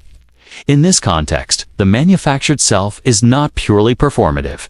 It is a tool for survival and growth within a complex ecosystem that values perception as much as performance. The duality of existence, authentic self versus public persona, to much of the modern NFL experience. Athletes must perform on the field while simultaneously managing an external identity that is visible, monetized, and influential. The balance is delicate. Too much emphasis on authenticity can alienate audiences or jeopardize opportunities. Too much focus on marketability can erode personal satisfaction, relationships, or sense of self. The negotiation is ongoing, invisible, and emotionally taxing, yet it is central to the modern athlete's reality. Survival, influence, and legacy now depend as much on the management of perception as on skill, discipline, or production. Players speak in metaphors about ownership, performance, and visibility. A veteran wide receiver once described his online persona as a shadow he could not escape. It mimicked his actions, reflected his words, and amplified both praise and criticism. He could not turn it off. It was always active, always consuming attention, always shaping perception. He felt compelled to maintain consistency, authenticity, and marketability simultaneously. The weight of this obligation mirrors the pressure of competition on the field, yet it is psychological, invisible, and unrelenting. The manufactured self, then, is both a survival strategy and a source of strain. It allows athletes to navigate a world in which audience perception carries tangible value, yet it comes with emotional, social, and psychological cost. Players must continuously negotiate the tension between authenticity and marketability, between personal identity and public expectation.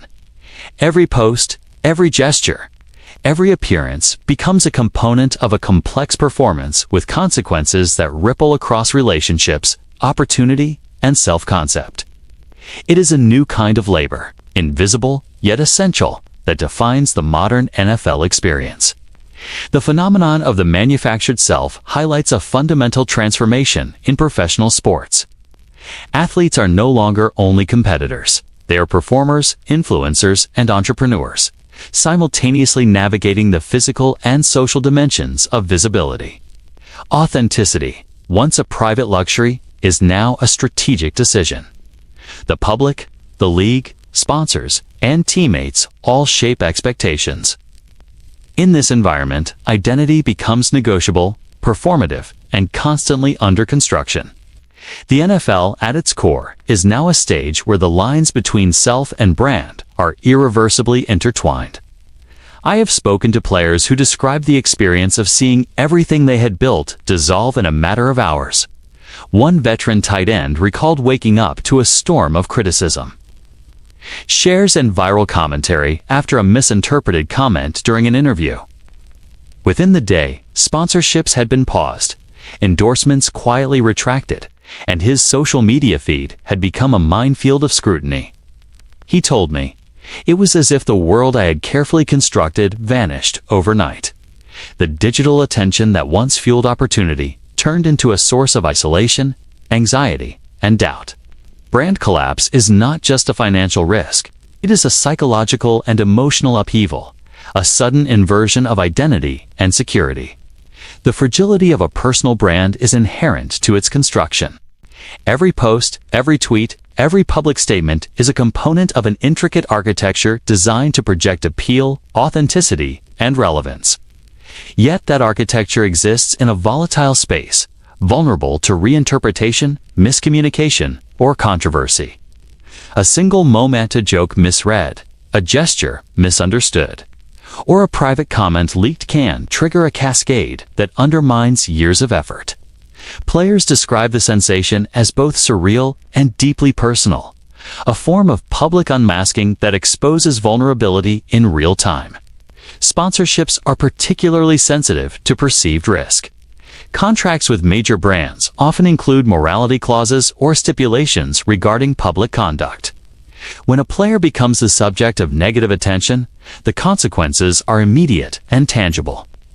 One wide receiver recounted a scenario in which a minor off-field incident, amplified by social media, led to the suspension of a multi-million-dollar endorsement deal. The player's income, public perception, and professional leverage were all affected simultaneously. In these moments, the stability of a carefully cultivated brand reveals itself to be precarious, contingent upon both public approval and the opaque standards of corporate partners. The collapse of a brand often creates isolation within the player's personal and professional networks. Teammates, agents, and advisors may hesitate, unsure how to navigate the fallout. Fans, once loyal and supportive, can turn hostile within hours. A running back described feeling abandoned during the first 48 hours of a public backlash. Messages of support were few. Critique and derision dominated the digital space. Even family and close friends felt the pressure of heightened attention. Brand collapse, unlike on-field failure, carries social and psychological consequences that extend far beyond performance metrics. Digital backlash compounds the experience. Social media platforms amplify both criticism and rumor, creating feedback loops that can feel inescapable. One quarterback explained that even after clarifying a misunderstanding, the digital narrative persisted. Each attempt to respond, to justify, or to explain risked further misinterpretation, creating an endless cycle of scrutiny. Athletes experience this in real time, often without the buffer or delay that traditional media once provided.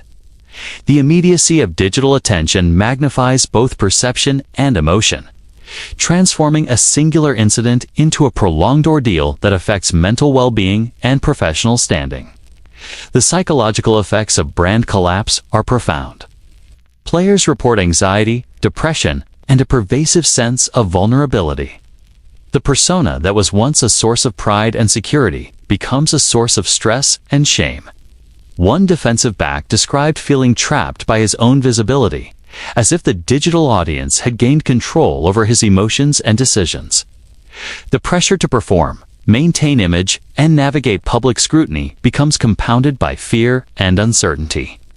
In these moments, the collision of identity, performance, and public expectation is most apparent, and the emotional toll can rival the physical demands of the sport itself. Teams and organizations attempt to provide support, but the challenge is complex. Crisis management protocols exist for incidents ranging from injuries to legal disputes, yet the collapse of a personal brand is uniquely personal and multifaceted. Players must contend with both external perception and internal emotional response, often simultaneously.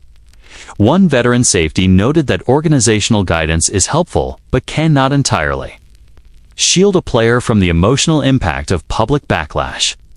The collapse is experienced at both a professional and existential level, forcing athletes to confront vulnerabilities they may have never anticipated. Recovery from a brand collapse is uneven. Some players manage to rebuild through strategic engagement, transparency, and consistent performance. Others struggle to regain trust, sponsorship, and personal confidence. A wide receiver described the process as iterative and exhausting, requiring constant attention to public sentiment while simultaneously addressing private self-doubt. Rebuilding is not merely a matter of financial opportunity. It is also a psychological and relational challenge. The narrative that was once under a player's control becomes shared, contested, and unpredictable, and navigating that reality demands resilience, strategy, and adaptability. The consequences extend beyond income and social perception. Brand collapse can influence contract negotiations, team standing, and career trajectory. Teams evaluate both performance and public visibility, and players who become entangled in controversy may find their professional options constrained. A rookie linebacker recounted how a viral incident impacted perceptions even among coaches and teammates, altering expectations and trust in ways subtle but significant. In the modern NFL, visibility is a double-edged sword. It can create opportunity or accelerate decline, sometimes with little warning. Players also reflect on the personal cost of visibility in these moments. They experience a unique combination of public scrutiny and private self-reflection.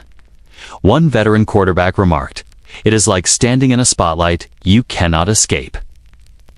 Judged for choices that feel trivial to me, but monumental to everyone else. Brand collapse makes the relationship between public persona and private identity painfully explicit. The success of a personal brand depends on alignment with audience expectations, yet misalignment is inevitable at some point. This tension, unavoidable and unpredictable, defines the stakes of life in the digital age for NFL athletes. The volatility of personal branding underscores the broader cultural shift within professional sports. Players are no longer only athletes. They are digital entrepreneurs, public figures, and social influencers. Their value is measured not solely in production on the field, but in visibility, engagement, and cultural relevance. This expansion of responsibility brings opportunity, but it also brings vulnerability. The potential for rapid collapse is built into the system, and the psychological impact of sudden scrutiny is profound. Players navigate an ecosystem where attention is currency, and where the same attention that generates opportunity can accelerate downfall. Despite the risks, athletes continue to embrace visibility, understanding that influence is inseparable from opportunity. They learn to mitigate risk, strategize communication, and engage audiences thoughtfully. Yet the fragility remains. One wide receiver summarized the paradox succinctly: "Your brand is your power, and your power can disappear overnight." In a culture that amplifies perception and monetizes attention, the stakes of miscalculation are immense. Success requires vigilance, emotional intelligence, and a recognition that the digital persona carries weight far beyond what the physical game alone demands. Brand collapse is the dark mirror of branding itself, where personal influence generates leverage, visibility, and opportunity. It also carries the potential for rapid, destabilizing reversal. Players confront both external and internal pressures, balancing public perception with private selfhood. They must navigate consequences that affect income, relationships, identity, and mental health. The modern NFL athlete is not merely competing on the field. They are negotiating an ongoing, high-stakes social and economic reality. The lessons of collapse are profound. Visibility is both asset and liability. Influence is both power and burden. And identity is both a creation and a responsibility. Ultimately, understanding the dynamics of brand collapse provides insight into the complex ecosystem of the modern NFL. Athletes operate in a space where physical performance intersects with social influence, economic value, and public perception. The collapse of a brand illustrates the fragility of this system, the weight of expectations, and the psychological stakes inherent in visibility. Players experience triumph and vulnerability simultaneously, revealing the human dimension behind curated images and strategic posts. It is in these moments of collapse that the hidden pressures of modern football culture become most apparent, and the profound human cost of the digital era is revealed. I think about how different the NFL feels today compared to the era I grew up watching. There was a time when every story about a player had to pass through a small circle of gatekeepers. The league, the teams, the major networks, and the newspapers shaped the entire narrative. Players could be legends on the field, but they had little control off it. Their voices were filtered, edited, trimmed, softened, or amplified by someone else. Their stories rarely belonged to them. Over the years, I began to witness a shift. Subtle at first, then seismic. It started with simple posts, short videos, and glimpses into daily routines. Eventually, the shift became unmistakable. Athletes were no longer just subjects. They were storytellers, creators, and in many ways, their own media companies. This transformation came from a sense of necessity. Players saw how quickly narratives were formed without their input. They watched their reputations shaped by headlines, talk shows, or speculation presented as fact. One veteran linebacker explained that he used to wake up and discover stories about him that he had never commented on. He told me that player-owned media felt like taking back a form of personal truth. Instead of hoping someone else told his story correctly, he could tell it himself. When he launched a podcast with teammates, it was not designed to generate controversy. It was built to offer honesty. What makes player-owned media so powerful is the directness of it. There is no intermediary. There was a time when the most revealing thing a player could do was give a raw post-game interview. Now players speak for an hour about their experiences, their families, their struggles, their emotions, their opinions, and their fears. They shape their own context. They provide their own nuance. They create their own world of communication that follows them from the off-season into training camp, from injuries to contract discussions, and from triumphs to failures. This presence is not confined to the field. It exists in the spaces between games where public imagination once filled the gaps with speculation. As player-owned media grew, I noticed another truth. The audience changed too. Fans grew accustomed to access, transparency, and relatability. They wanted athletes to be human, funny, flawed, thoughtful, and real. They wanted to hear the unpolished stories behind the scenes. They wanted to understand how a player coped with injury, pressure, fame, or criticism. That desire created a powerful incentive for athletes to craft their own platforms. It was not only about control, it was about connection. A tight end once told me that his podcast made him feel seen in a way football never could. On the field, he was evaluated through numbers. Off the field, he was evaluated through authenticity. The rise of player-owned media created a new economy in the NFL. Players are now hosts, commentators, producers, content creators, and business partners. They reach millions without needing a press conference or a network studio. They build communities around themselves. This new form of visibility has reshaped negotiations as well. A player with a large and loyal audience brings value to sponsors, teams, and media partners. A team evaluating such a player is not only assessing performance on the field, but cultural relevance off it. One agent told me that his clients with popular platforms often have greater leverage. Their ability to shape narratives and influence public opinion can be as valuable as their athletic output. I think about how this shift has altered power dynamics within the league. For generations, the NFL maintained a firm grip on messaging. Press releases were carefully crafted. Interviews were coordinated. Access was limited. Over time, that control began to slip. When star players speak directly to millions of viewers on their own platforms, the traditional hierarchy loses influence. Players no longer rely exclusively on team media departments to frame their image. They no longer depend on network analysts to interpret their motives. They do not need permission to express emotion or explain context. They are their own networks. This empowerment has at times led to tension. Teams are cautious about how much independence they want players to have. Coaches and front offices are aware that a single statement on a player-owned platform can create pressure on organizational decisions. Contract disputes can be amplified by candid discussions. Criticism of coaching decisions can travel farther and faster when delivered directly to an engaged audience. Even casual comments can create ripple effects. The league understands this. Teams understand it.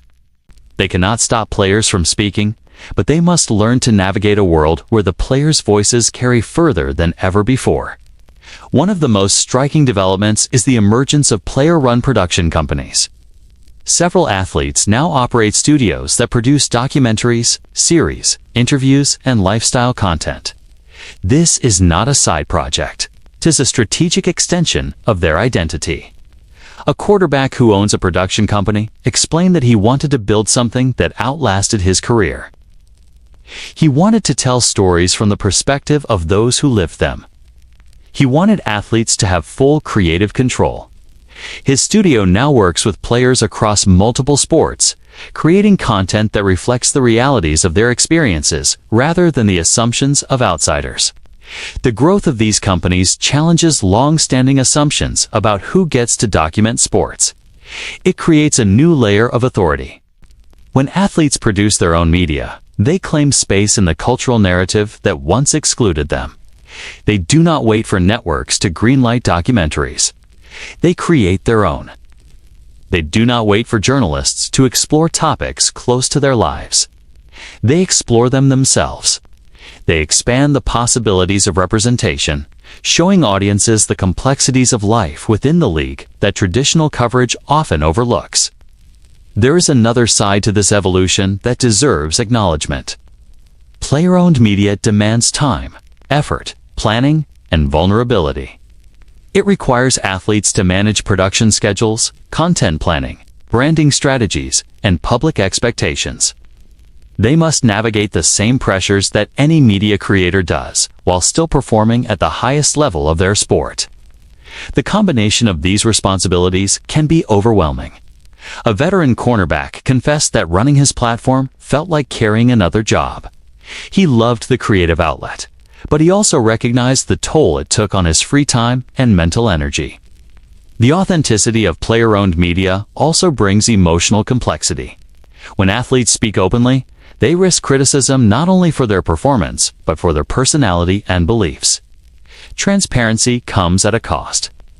Players who share personal experiences or vulnerabilities sometimes face backlash from fans who prefer their heroes polished and distant. A young receiver once told me that he feared being too honest on his channel. He worried that his real thoughts might be misunderstood or used against him. He balanced the desire for openness with the fear of scrutiny. Despite the risks, the rise of player-owned media has reshaped the landscape of professional sports communication in a profound way. It has expanded the definition of what it means to be an athlete. It has given players opportunities to create beyond the field. It has challenged institutions that long dominated the narrative. Most importantly, it has given athletes the ability to define themselves in a world that constantly tries to define them first. This shift is not temporary. It reflects a generational change in how athletes view identity, influence, and legacy. The players entering the league today grew up watching older peers succeed not only in football, but in storytelling. They see content creation as an essential part of their careers. They see platforms as extensions of their voices. They understand that their value is tied to both performance and connection. In this environment, player-owned media is not a trend. It is a new foundation. When I reflect on all the players I have spoken to about this shift, one truth becomes clear. They are not simply building brands. They are reclaiming their humanity. They are taking back control from systems that once controlled everything about how they were perceived. They are creating space to be seen in ways that extend beyond statistics, contracts, or headlines. In that space, they discover power, vulnerability, responsibility, and freedom. The rise of player-owned media marks one of the most significant cultural revolutions in modern sports. It represents a future where athletes define themselves in their own words, on their own terms, with their own voices. I have sat across from players who looked like champions on the outside while quietly drifting through a kind of inner fog they could not name. They had the wealth, they had the followers. They had the highlight reels and the immaculate feeds curated with the precision of a museum exhibit. Yet I remember the stillness in their voices when they confessed that the life they were maintaining online had begun to feel more real than the one they were living. And it is in that quiet admission that the truth reveals itself. Digital fame in the modern NFL is not merely a reward. It is a weight. It is a continuous presence hovering just beyond their shoulder, monitoring every emotion, every expression, every misstep. When a player becomes a brand, the brand becomes a living thing that must be fed. And the player often becomes the last person allowed to rest. In this new era of the league, the mental toll is rarely visible in public. Most players have learned how to smile even when they feel hollow. They know how to deliver polished vulnerability. They know how to offer honesty in a way that still photographs well. They know how to hide exhaustion behind lighting and quick edits.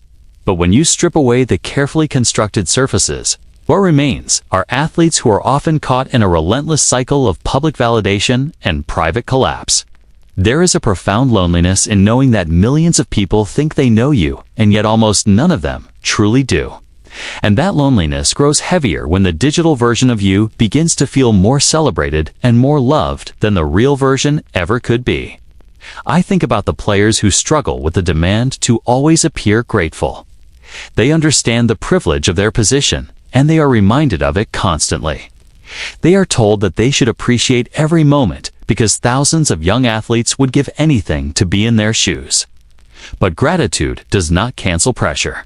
It does not reduce the burden of being evaluated daily by strangers who feel entitled to assign value to their humanity. Many players have admitted that they feel guilty for experiencing stress because the world only sees the luxury, not the cost. And in that guilt, their silence grows. There are players who wake up every morning with the uneasy knowledge that their relevance depends not on who they are, but on the image they sustain. They scroll through their feeds before they brush their teeth. They analyze engagement rates with the same intensity they once reserved for game film. They monitor comments, likes, reposts, and trending tags with a vigilance that borders on obsession. It is not vanity. It is survival. In a digital ecosystem where visibility equals power, every post becomes a negotiation with their own identity. They ask themselves whether the world wants the athlete, the entertainer, the leader, the villain, or the polished brand ambassador. They ask themselves whether they should be authentic or strategic. And often, they choose the latter because the fear of losing relevance outweighs the desire to be real. This fear becomes its own kind of mental burden. A single negative headline, a misunderstood post, a moment of frustration caught on video. These things can spiral into narratives that take on lives of their own. And when that happens, players are forced to explain themselves not to their coaches and teammates, but to millions of spectators who believe they deserve answers. This constant accountability to strangers can erode even the strongest sense of self. It creates a world in which players are not allowed to feel human. They must be symbols. They must be consistent. They must be perfect. Behind closed doors, many players speak about the fatigue that comes from living two lives. There is the private life, where they are fathers, husbands, sons, and friends. A life filled with ordinary concerns and ordinary emotions. And then there's the public life, where every moment becomes content whether they want it to or not. Even family life is no longer sacred for some athletes. Their children appear in sponsored posts. Their relationships attract engagement spikes. Their homes become backdrops for brand deals. It is a quiet erosion of personal boundaries that takes place inch by inch until the player suddenly realizes that there is very little left that belongs only to them. Some players have told me that they fear taking breaks from social media because silence is interpreted as decline. They worry that disappearing, even briefly, will cause their audience to drift towards someone more visible. Others fear that being too present will make them appear desperate. The balance between overexposure and invisibility becomes a mental puzzle they can never quite solve. And through all of this, they are still expected to perform at the highest level on the field. They are expected to show up, compete, dominate, and lead while also crafting narratives and maintaining engagement. There is also the unspoken anxiety that comes with living inside a cycle of commentary. A player can finish a game and open their phone to thousands of reactions that either praise them as heroes or condemn them as failures. And these reactions shift rapidly, sometimes within the same day. They create a psychological instability that leaves players questioning their worth long after the final whistle. The human psyche is not designed to absorb this volume of instant feedback. Yet modern athletes are expected to navigate it with grace, while pretending it does not affect them. Even more quietly, there are the players who begin to lose their sense of identity entirely. They speak about feeling disconnected from their own emotions because they are constantly performing versions of themselves for the public. They say that happiness feels staged. They say that anger feels unsafe. They say that sadness feels like a liability. They fear that any authentic expression will be interpreted as weakness or lack of discipline. So they compress everything, turning emotional complexity into neat, manageable fragments that fit into captions and short clips. And the more they compress, the further they drift from their own humanity. Some have shared that the pressure to maintain their brand has made them distrustful of relationships. They wonder whether people genuinely care about them or simply want access to the audience they command. They become suspicious of new friendships, wary of interactions, cautious about intimacy. They fear that every moment could become a screenshot or a story shared without their consent. And this constant vigilance takes a toll on their ability to connect. I have listened to players who confess that they are exhausted from being watched. Not on the field, where the scrutiny is part of the competition, but in life. At restaurants, at airports, in parking lots, at charity events. During moments when they are simply trying to exist, the brand follows them everywhere, and the world feels entitled to critique how well they perform it. One veteran player once told me that he felt like he had not breathed freely in years.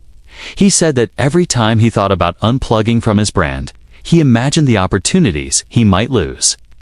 The sponsor who might walk away. The contract negotiation that might shift. The team executive who might question his market value. The fans who might interpret his silence as weakness. He felt as though he was living inside a hall of mirrors, unable to locate the version of himself that was real. This is the part of the modern NFL that most fans never see. The mental fatigue that comes from balancing the expectations of a billion-dollar industry with the demands of a digital marketplace that never sleeps. The emotional strain of carrying a brand that can collapse in a single moment. The quiet isolation of knowing that the world sees you but does not know you. The fear of becoming irrelevant. The fear of never being more than the image that the world consumes. And yet, even through all of this, players continue to adapt. They continue to shoulder the burden because they believe it is the only way to secure their future. But the cost is real, and the toll is deeper than most will ever admit. I have sat in negotiation rooms where the air felt charged in a way that had nothing to do with athletic performance. Those rooms once belonged entirely to numbers tied to the field. Yards gained, touchdowns scored, tackles made, wins earned.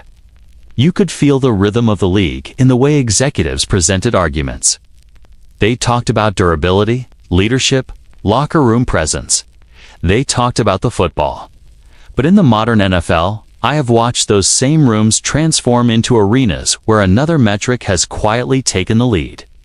Suddenly, a player's digital reach becomes as important as his catch radius. Audience engagement becomes as relevant as his ability to read a defense.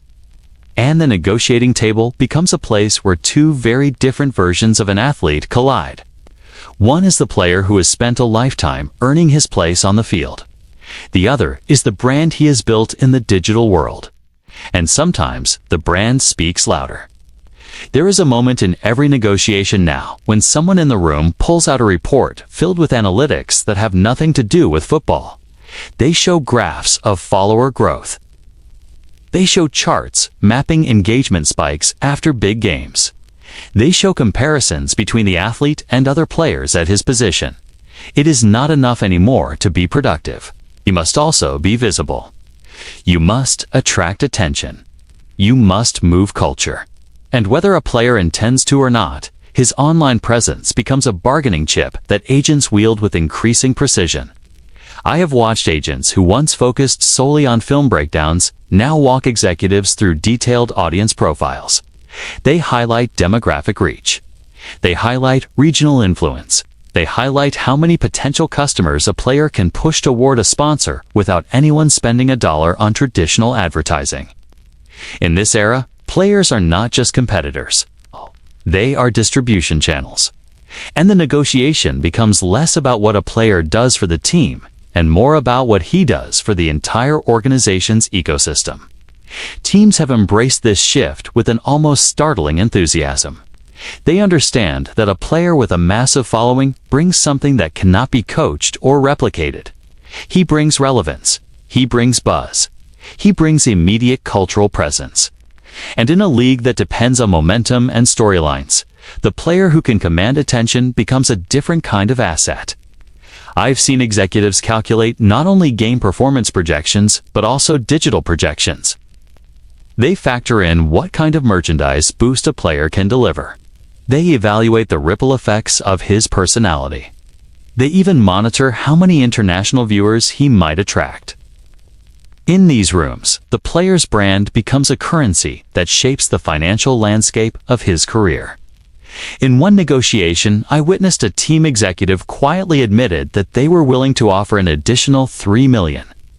Not because they believed the player was worth it on the field alone, but because his off-field reach would elevate the organization's visibility.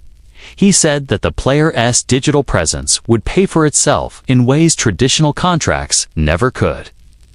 And the player, sitting silently across the table, realized in that moment that his value had expanded beyond his control.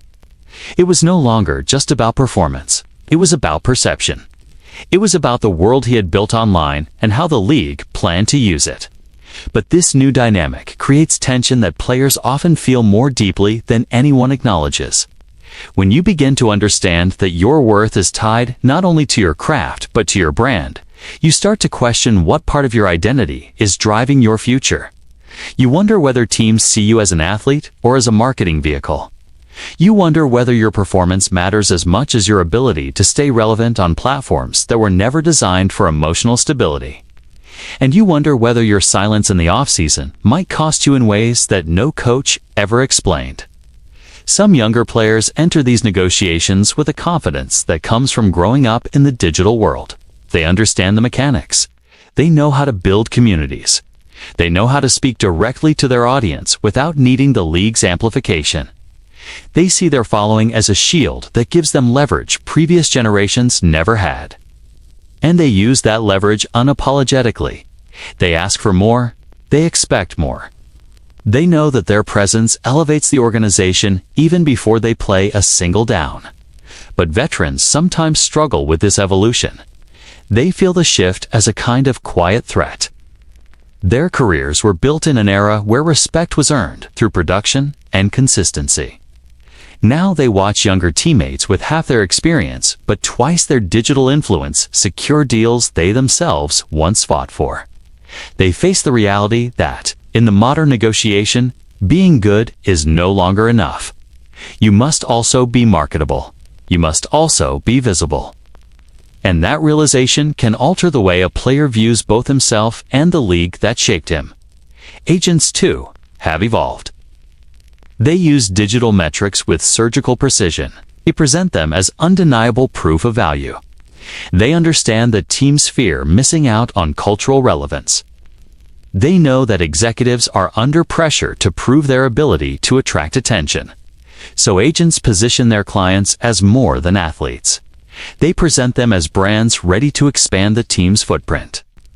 And in doing so, they reshape the negotiation into something that is no longer anchored solely in sport. Yet there's an undercurrent of danger woven through all of this. The more a player's digital value rises, the more fragile his negotiating power becomes. One algorithm shift, one poorly received post. One controversy that spreads faster than context can catch. And suddenly, the player who once held the room loses leverage with staggering speed. Teams no longer ask how he performs. They ask why his engagement dipped. They ask why his audience growth stalled. They ask whether his brand has peaked. And those questions carry consequences that no playbook ever prepared him for. I have heard players describe the anxiety that comes with knowing their worth fluctuates daily. They say it feels like standing on a platform that constantly moves beneath their feet. They say they feel pressure to cultivate their audience even when they are injured, grieving, or overwhelmed.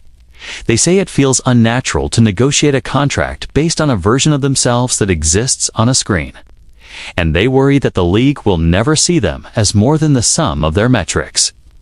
Despite the stress it creates, many players lean into this system because they know that failing to do so puts them at a disadvantage.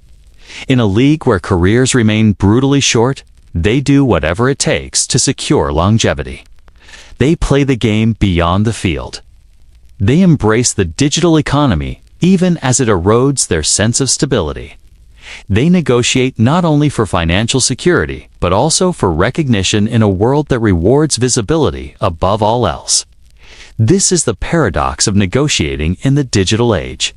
The player gains power, yet loses something intimate. He becomes more influential, yet more vulnerable. He walks into the negotiation room with the strength of millions behind him.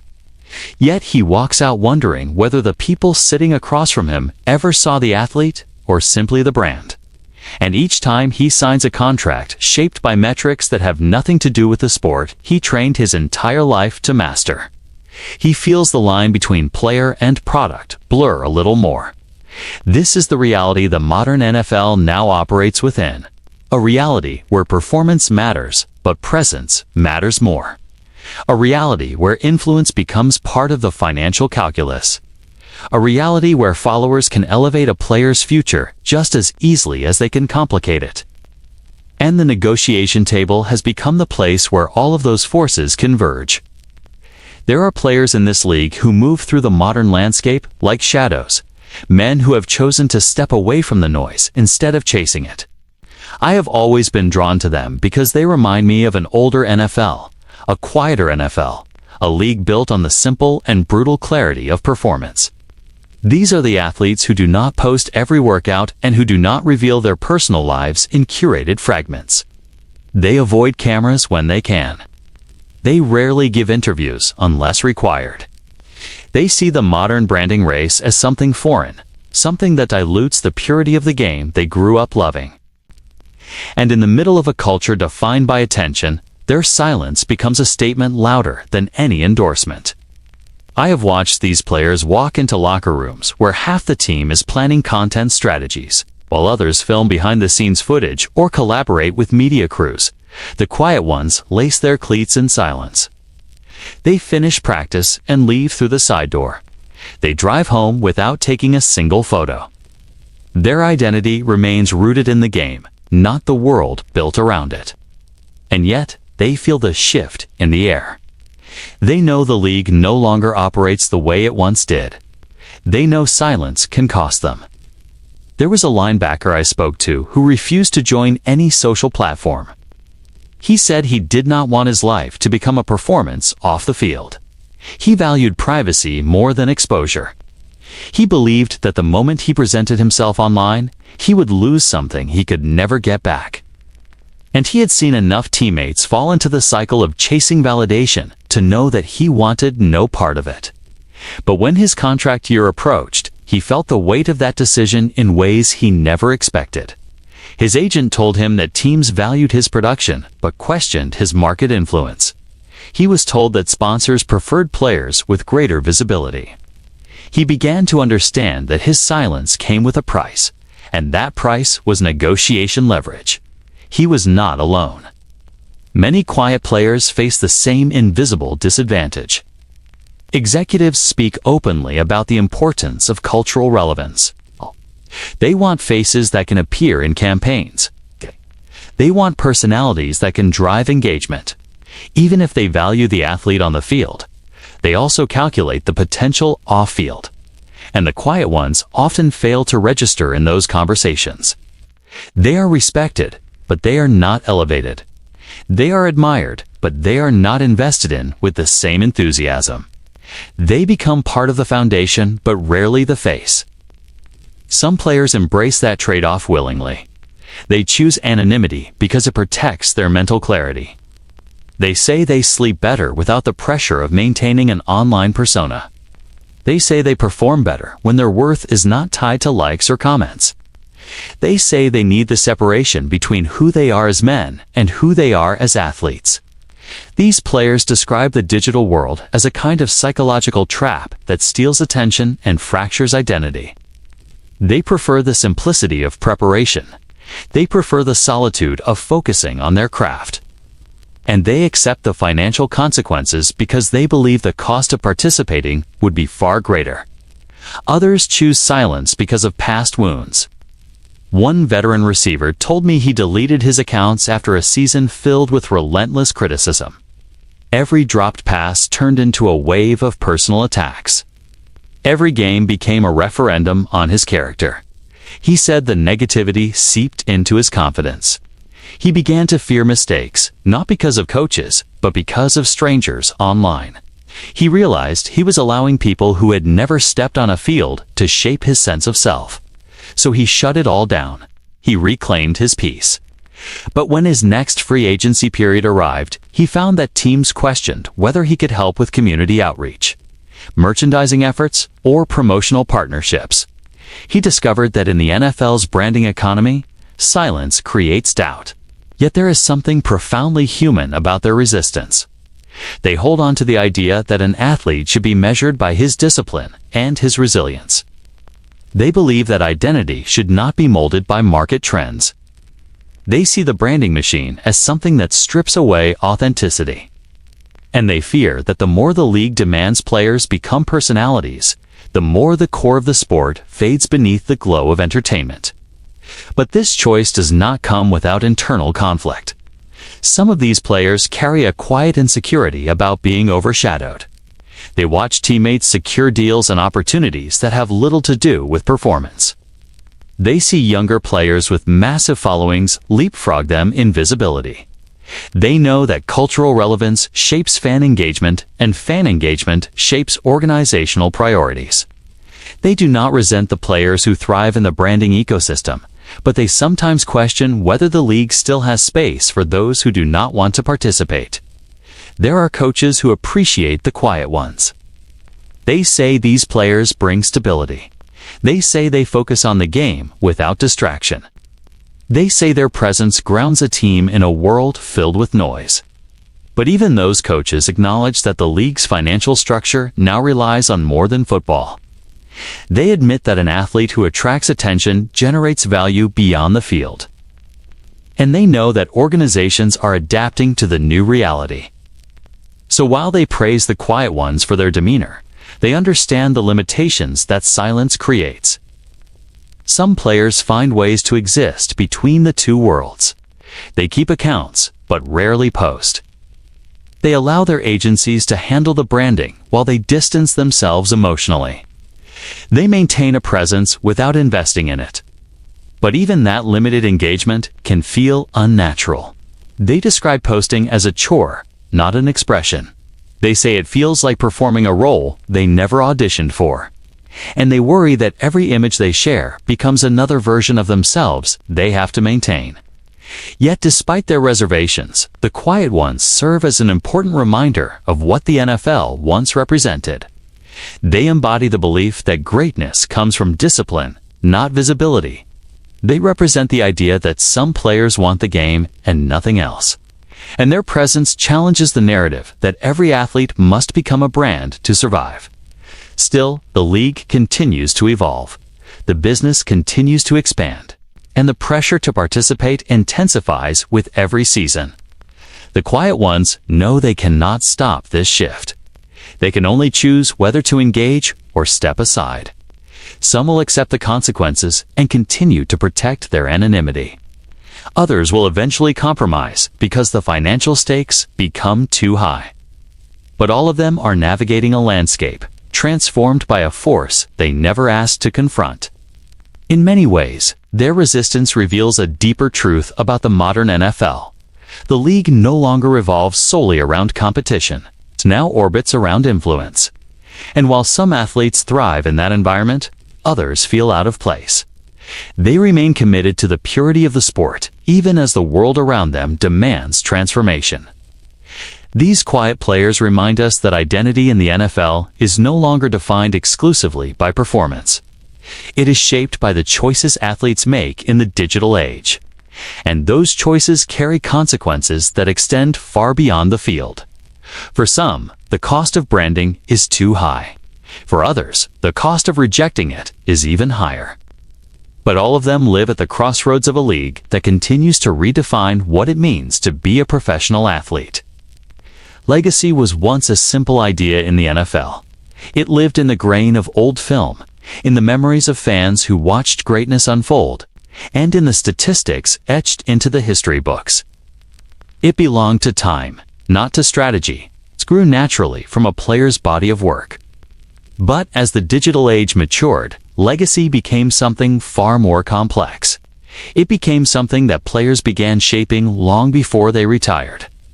It became a curated narrative rather than a remembered one. And that shift changed not only how players saw themselves, but how future generations would judge them. I have seen veterans sit in the quiet of empty locker rooms, reflecting on the realities of this new landscape. Some say the weight of a career no longer rests solely on the field. It rests on the story that survives after they are gone. And in this era, that story is no longer controlled by networks or highlight reels. It is controlled by the athletes themselves. Every post, every documentary they produce, every interview they choose to give becomes part of their archive. They are building a legacy that is documented in real time, and for many, it is a responsibility that feels both empowering and overwhelming. There are players who have embraced this responsibility with meticulous care. They curate their public identity with the same discipline they bring to training. They think about how their future children will view them. They consider how historians will interpret their careers. They understand that the digital record never fades, and so they shape it with intention. One player told me that he posts certain moments not for current fans, but for the version of himself who will look back in 20 years. He said that legacy used to be something you hoped for. Now it is something you manage.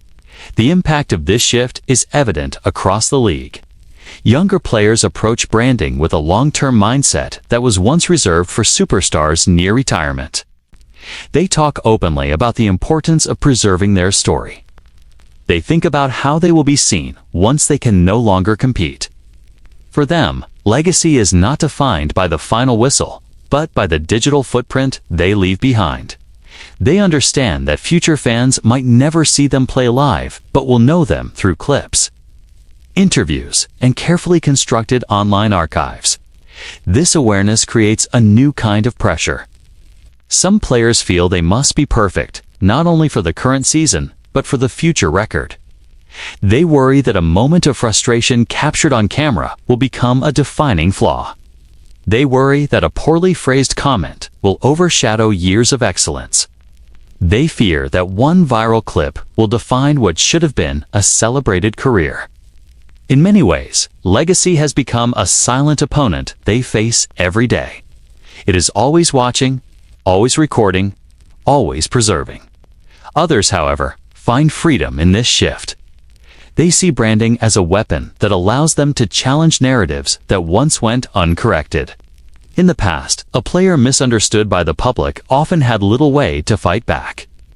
Now they can present their own truth. They can share their own stories. They can offer context in moments when the media oversimplifies their identity. These players describe branding not as a burden, but as ownership. They believe it allows them to protect their legacy rather than surrender it to interpretation. This desire for narrative control has led many athletes to invest in personal platforms. Some start podcasts. Others produce documentaries. Some build foundations and public initiatives that reflect their values. They understand that legacy is no longer measured only by performance or awards. It is measured by the broader impact they make and the story they tell about that impact. In this sense, branding is not superficial. It is philosophical. It becomes a reflection of who they want to be remembered as long after their final game. Yet even within this movement, there is tension. A player can shape his story, but he cannot fully control how it will be received. There are fans who resist the idea of curated identity. They believe legacy should belong to the game itself. They prefer the mystery of athletes whose lives were not constantly documented. They feel that overexposure reduces reverence. They miss the distance that once existed between players and the public. To them, legacy has become something too polished, too deliberate, too engineered. This tension is felt within the league as well. Some executives support players who take ownership of their brand because they know strong personal narratives elevate the sport. Others worry that branding overshadows teamwork. They fear that players who focus too much on legacy lose sight of the present moment. They believe that the pursuit of future relevance can undermine the humility and discipline necessary for success. This conflict creates an invisible line within locker rooms between those who document everything and those who remain private. Still, the players who embrace branding often do so because they know their careers are fragile. They know that a single injury can end everything, and they refuse to let a fleeting career be defined by someone else's perspective. They want their children to know the truth behind their struggles. They want their communities to see their growth. They want their name to carry meaning beyond statistics. They say the game gives them moments, but branding preserves those moments. It turns the temporary into the permanent. Some of the most iconic legacies in the league were shaped long before digital platforms existed, but modern players often study those examples as a blueprint. They realize that certain athletes are remembered not only for their talent, but for the aura that surrounded them. Branding, in many ways, becomes an attempt to create that aura intentionally. It becomes a tool for extending influence beyond the field. And in a league where careers are short, influence is one of the few things that can outlast the body. There are players who design their brand to position themselves for life after football. They think about broadcasting careers, business ventures, philanthropic work, and cultural impact. They know that legacy extends beyond sports. They want to shape a narrative that carries them into their next chapter. They want to be remembered for their values, not just their achievements. And they recognize that the digital world allows them to plant those seeds early. But there is also a danger in attaching legacy too closely to branding. Some players become so focused on crafting an image that they begin to lose the authenticity that legacy requires. They start performing instead of living. They start editing their lives instead of experiencing them. They start prioritizing perception over truth. And in the process, the story they leave behind becomes a reflection of expectations rather than a reflection of who they truly were. Authenticity remains the core of legacy. Fans remember players whose presence felt genuine. They remember courage, sacrifice, resilience, and vulnerability. They remember the way a player carried himself through adversity. Branding can highlight those qualities, but it cannot fabricate them. Players who understand this create a legacy that feels real. They use branding to amplify truth rather than replace it. The evolution of legacy in the digital age reveals something profound about the modern NFL. The game is still played on grass, but it is preserved online. The moments are still real, but their meaning is shaped by the stories told around them. Players know that the world will analyze every detail long after they retire. They know that future fans will study their careers through screens, not stadium seats. They know that their legacy will live in the space between performance and perception. In this era, every player stands on two fields. One is the physical field, where they compete. The other is the digital field, where their legacy is built. Some navigate both with confidence. Others struggle to balance the two. But all of them understand that legacy is no longer passive. It is something they must nurture and protect. It is something that will define them long after the crowd goes silent. I have watched players reach a point where their name, their logo, their silhouette, and the story people tell about them carry more weight than the yards they gain or the tackles they miss. It happens gradually, almost imperceptibly at first. A player begins posting behind-the-scenes training footage, and it resonates. Then, a fashion partnership takes off. Then, a business podcast gains traction. In time, their athletic identity becomes just one piece of a larger ecosystem. The game becomes a chapter rather than the defining manuscript. When the brand outgrows the game, an athlete enters a new realm of influence, but they also enter a new realm of conflict, pressure, and redefinition that few are prepared for.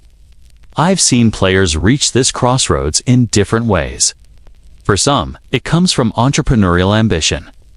They treat their playing career as seed capital for a larger life project. They build early, knowing the league will not carry them forever. For others, it arrives unexpectedly. A viral moment, a unique aesthetic, or a charismatic presence turns them into something more than a roster number. Suddenly, every move they make is watched, monetized, and debated. They become a generator of narratives instead of simply participating in one. What starts as opportunity becomes expectation, and what begins as excitement gradually layers itself with responsibility that never fully turns off. When an athlete's brand grows larger than their production, the public conversation shifts. Analysts start discussing their business ventures during halftime segments. Commentators describe them as moguls rather than veterans or rookies. Teammates feel a subtle shift too. The locker room hierarchy evolves when one player's off-field empire begins overshadowing others' contributions. It creates an uneven gravity inside the building, the kind that can make routine conversations feel weighted, even if everyone tries to ignore it. Coaches sense it as well, recognizing that decisions about playing time or usage risk being interpreted through a commercial lens rather than a strategic one. It is not that these players stop caring about the game. In many cases, they care more intensely than ever. Because they know the stability of their brand depends on the myth of relentless work. But their motivations evolve. I have heard players admit that their priorities become split, not out of ego, but out of necessity. Their entrepreneurial world requires constant engagement. Their business partners need them present. Their digital identity needs consistent output. Their audience expects updates, insights, and curated authenticity, all while their team expects them to remain locked into film study, practices, and the rhythms of a long season. The tension becomes a balancing act, with no breaks. Sponsors contribute to the drift. Once a player's brand grows beyond the field, companies approach them not for their statistics, but for their influence. They want access to the community that the athlete has built. The player becomes a cultural asset, not just a professional one. And with that cultural value comes a widening path of opportunity that often surpasses anything the league could ever provide. They get invitations to boardrooms, investment opportunities, and creative collaborations that are far more lucrative and long-lasting than another year on a roster bubble. Some players realize their future is more secure outside the stadium gates than inside them. That realization can change the way they approach their craft, even if they do not say it aloud. There is also a deeper identity question that emerges. For years, players have been taught to tie their worth to performance. When the brand is stronger than the stat sheet, that formula changes. They start hearing they are bigger than the game. It is flattering at first, almost unreal. But it raises the unsettling question of who they are without the jersey. The brand gives them confidence, power, and leverage. But it also risks disconnecting them from the simplicity of playing a sport they once loved without complication. They begin living in two parallel worlds, one rooted in sweat and instinct, and the other rooted in strategy, messaging, and calculated visibility. Some players navigate this duality with grace. They maintain their edge on the field and run their off-field ventures with discipline. They surround themselves with teams of advisors who protect their time and preserve their mental bandwidth. They view their brand as an extension of their identity, not a replacement for it. But others struggle. Their performance suffers. Their presence becomes stretched thin. Their obligations pile up faster than they can manage. They lose touch with teammates who interpret the shift as selfishness rather than evolution. They spend their days trying to satisfy two worlds that never stop demanding more. The league, too, feels the pressure. A player with a brand larger than the shield becomes unpredictable. They hold power that is not easy to manage. They influence fans beyond the team's marketing reach. They speak directly to millions without a filter. The league does not always know how to respond to a player whose voice is independent of its infrastructure. And yet, it also benefits from these stars. They attract global audiences, they galvanize cultural momentum. They make the sport seem bigger, more connected, more forward-facing. The league tries to strike a delicate balance, celebrating the influence while fearing the loss of control. What often goes unseen is the emotional weight that comes with being more than the game. When an athlete becomes a brand, they no longer have the freedom to fail quietly. A rough stretch on the field does not just affect their job, it affects their market value.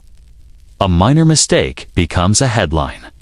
A lukewarm performance becomes a business liability. They feel their life compressing under the pressure of expectations that extend into every corner of their identity. They rarely admit it, but the visibility that made them powerful can also make them vulnerable. Still, many players embrace the shift fully. They see the modern landscape for what it is, a world where athletes can build empires that once seemed impossible. They invest early. They create companies. They design clothing lines. They build mentorship programs. They develop foundations that outlive their careers. They learn that the game is a platform, not a prison. That their influence can reach people who will never watch a snap of football. They begin crafting a version of themselves that can thrive long after their legs slow, their role changes, or the league stops calling. But beneath every success story lies the same question. When the brand outgrows the game, what does the player become? Are they still driven by the competition, the craft, the chase for mastery? Or have they transitioned into something else entirely? Someone whose meaning is no longer defined by wins and losses. Some find clarity, others wander. A few return to the game with renewed purpose. Many leave quietly once they realize the field is no longer the center of their universe. In the end, this shift is redefining the very nature of being a professional athlete. The brand is now a parallel career, one that can rise or fall independent of statistics. It creates pathways of empowerment and pathways of entrapment, sometimes in the same breath. It offers freedom, but it also demands constant maintenance. It gives players a future, but it reshapes their present. And as more athletes reach this threshold, the league will continue grappling with what it means to have stars who are no longer simply players, but entities that live and grow far beyond the sidelines. I have watched players confront retirement with a mixture of relief, confusion, and fear. But in this era of personal branding, the transition has taken on a sharper edge. For decades, retirement was about losing the game, the structure, and the routine. Now it is about losing something even more fragile. Relevance, visibility, voice, the digital imprint that once amplified a player's presence becomes a reminder of a life that no longer exists in the same form. When an athlete's identity has been intertwined with constant engagement, performance, and being publicly reinforced every single day. Stepping away from the field feels less like closing a chapter and more like vanishing from a world they helped build. Players rarely admit how destabilizing that disappearance feels. They have spent years being needed, watched, and sought after. Their names trend after big plays. Their posts ignite conversations. Their endorsements draw attention from industries far outside the stadium. Then, one day, the notifications slow down. The calls lessen. The algorithms shift their spotlight to younger stars. The world they once dominated keeps moving without hesitating. And for many, that shift hits harder than any tackle they ever experienced. They realize that relevance was not just a byproduct of their career. It had become part of their identity. The branding era intensifies this crisis because players now maintain curated digital versions of themselves that do not retire when they do. Their feeds are filled with memories of peak physical ability, packed stadiums, locker room camaraderie, and the constant stream of validation that shaped their sense of worth. When the game ends, that curated self becomes an echo of the person they used to be, an archive that both comforts and haunts them. Some scrolls through it compulsively. Some avoid it entirely. Some feel resentment toward the audience that once celebrated them, convinced those people abandoned them the moment the jersey came off. I have listened to retired players describe the strange silence that follows their final snap. It is not just the absence of crowd noise or the loss of adrenaline. It is the loss of being witnessed. For years, their life existed in a spotlight that transformed every action into a moment of significance. In retirement, no one is watching. The world becomes quieter, but not in a peaceful way. It feels empty. The routines that once filled every hour collapse, and the player is left facing themselves without the scaffolding of teammates, schedules, or constant expectation. The question becomes not only who they are, but who they will allow themselves to be. Some players try to maintain their digital presence as if nothing has changed. They post throwback highlights, commentary, and lifestyle updates. They attempt to keep their influence alive through sheer persistence. But even the strongest brands struggle to sustain relevance when the foundation of competition is gone. The metrics flatten, engagement dips. The audience moves on because the culture of sports is designed to prioritize the new, the now, the next. Retired players learn quickly that digital fame is not loyal. It is transactional, and it is always searching for the next compelling story. For players who built their identity around being followed, praised, and included in the cultural conversation, this drop can feel like a personal rejection. It sparks insecurity, anxiety, and sometimes depression. They wonder if they ever mattered beyond their usefulness. They wonder if they still have a voice. Many do not speak about this openly because admitting it feels like weakness, and weakness is something they were trained to hide. But behind the scenes, the crisis is real. It is not uncommon for former stars to feel invisible within months of leaving the game. Retirement also exposes the difference between the player and the brand. During their career, the two entities were intertwined so tightly that they appeared inseparable. Once the games stop, the brand continues as a polished artifact, while the player must confront the raw, unfiltered version of themselves that no marketing strategy can clean up. They realize that the brand required constant maintenance they can no longer justify or sustain. They also realize that the brand was never designed to help them grow. It was designed to help them be seen.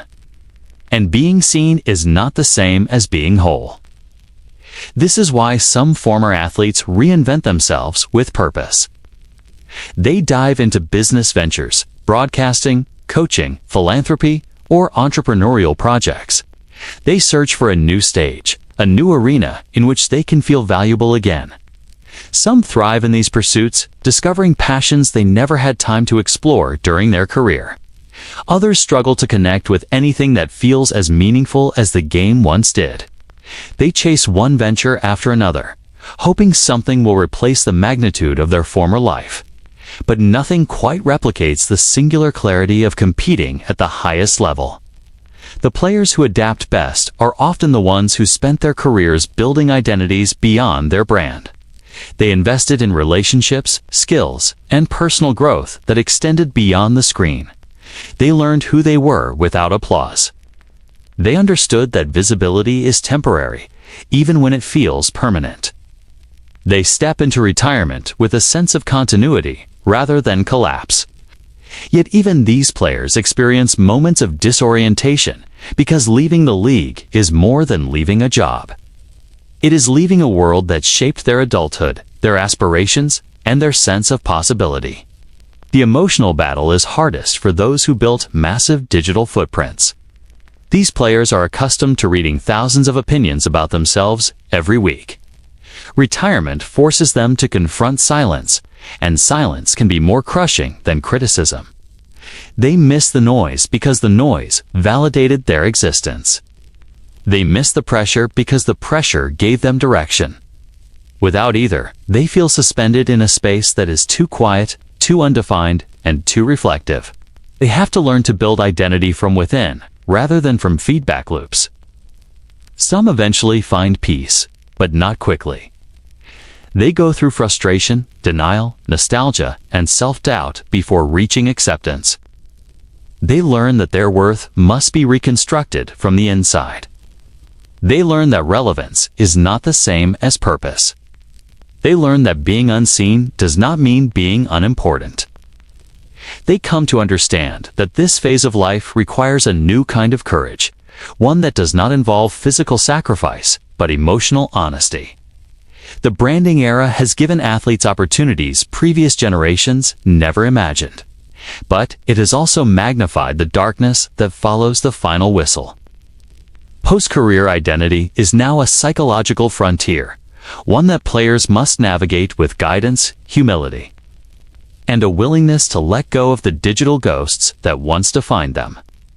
Retirement does not erase who they were, but it forces them to confront who they will be when the spotlight shifts away. There is a moment in every modern player's career when he realizes that his image is no longer his own. It arrives subtly at first, often dressed as opportunity. A commercial spot, a jersey campaign, a promotional appearance that promises visibility and revenue. It feels flattering. It feels validating. It feels like the natural evolution of success. But beneath that excitement sits a truth that many players do not fully understand until it is too late. Their likeness has become a currency traded by systems far larger than themselves. Their personality has become a product. Their identity has become a marketplace. When I speak to players about this shift, they often describe a slow erosion rather than a sudden collapse. They begin their career believing their image is simply an extension of who they are as people. They pose for photos, smile for endorsements, and participate in media days because it feels harmless. They assume they remain in control. They assume they can decide what parts of themselves the public sees. They assume that the difference between the private self and the public self will always be clear. But the moment money enters the picture, that boundary weakens. The modern NFL operates in a branding ecosystem where every expression, every quote, every movement becomes part of a player's digital footprint. Corporations study these footprints with precision. They evaluate tone, audience engagement, and perceived authenticity. They craft narratives that amplify whatever qualities will sell their product. Once a player signs certain contracts, that crafted narrative becomes legally protected property, belonging not to the athlete, but to the company behind the deal. The player's face becomes a trademark. Their catchphrase becomes intellectual property. Their personal story becomes a marketing asset controlled by someone else. A retired player once told me that he felt like he had leased his personality without realizing he had signed a long-term agreement. His voice was used in ads long after he stepped away from the field. His legacy was tied to campaigns he no longer believed in. He said it felt like watching a stranger pretend to be him using his own face. He had no say in how his image was used, because years earlier he had agreed to contracts that handed over control. At the time, he saw them as opportunities. Later, he understood them as compromises. Younger players face even sharper risks. Many sign endorsement deals before fully understanding the long-term implications. They are eager to build their brand, eager to increase their income, eager to establish visibility in a competitive league. Agents and advisors help negotiate terms, but even the best advisors cannot predict how a player's identity will evolve over time. The digital era ensures that nothing disappears. An image used today can reappear a decade later, tied to a company the player no longer supports or a message that conflicts with who they have become. Corporate ownership of personality becomes even more complicated when tied to team contracts. Some organizations include clauses granting usage rights to a player's likeness in perpetuity. This means an athlete's face, voice, or persona can be used in future promotions long after their relationship with the team has ended. Some players discover these clauses only after seeing themselves in ads that no longer reflect their reality. Others never realize the extent of what they signed away. They simply know that something feels off, as if their former self is being used to tell a story they no longer control. Legal scholars have raised concerns about these agreements for years. They argue that athletes operate at a disadvantage because they are often young, inexperienced, and focused on performance rather than contract nuance. The complexity of intellectual property law makes it difficult for players to fully grasp the meaning of every clause. The imbalance of power between a billion-dollar organization and a single athlete is unmistakable. Players might have representation, but they rarely have leverage, and so they sign. And their image becomes a commodity owned by someone else. The ethical questions run even deeper. What does it mean for a human being to become a controlled brand? What does it mean for personality traits to be marketed as assets? What does it mean when a player can no longer fully separate their identity from the image that has been constructed for them? These questions are not theoretical. They affect the mental and emotional well-being of real people. Players describe feeling fragmented, as if the public version of themselves has become more powerful than the private person beneath it. They feel pressured to maintain the brand, even when it no longer reflects their truth. They feel obligated to play a character that was designed for profit rather than authenticity. There is also the issue of narrative exploitation.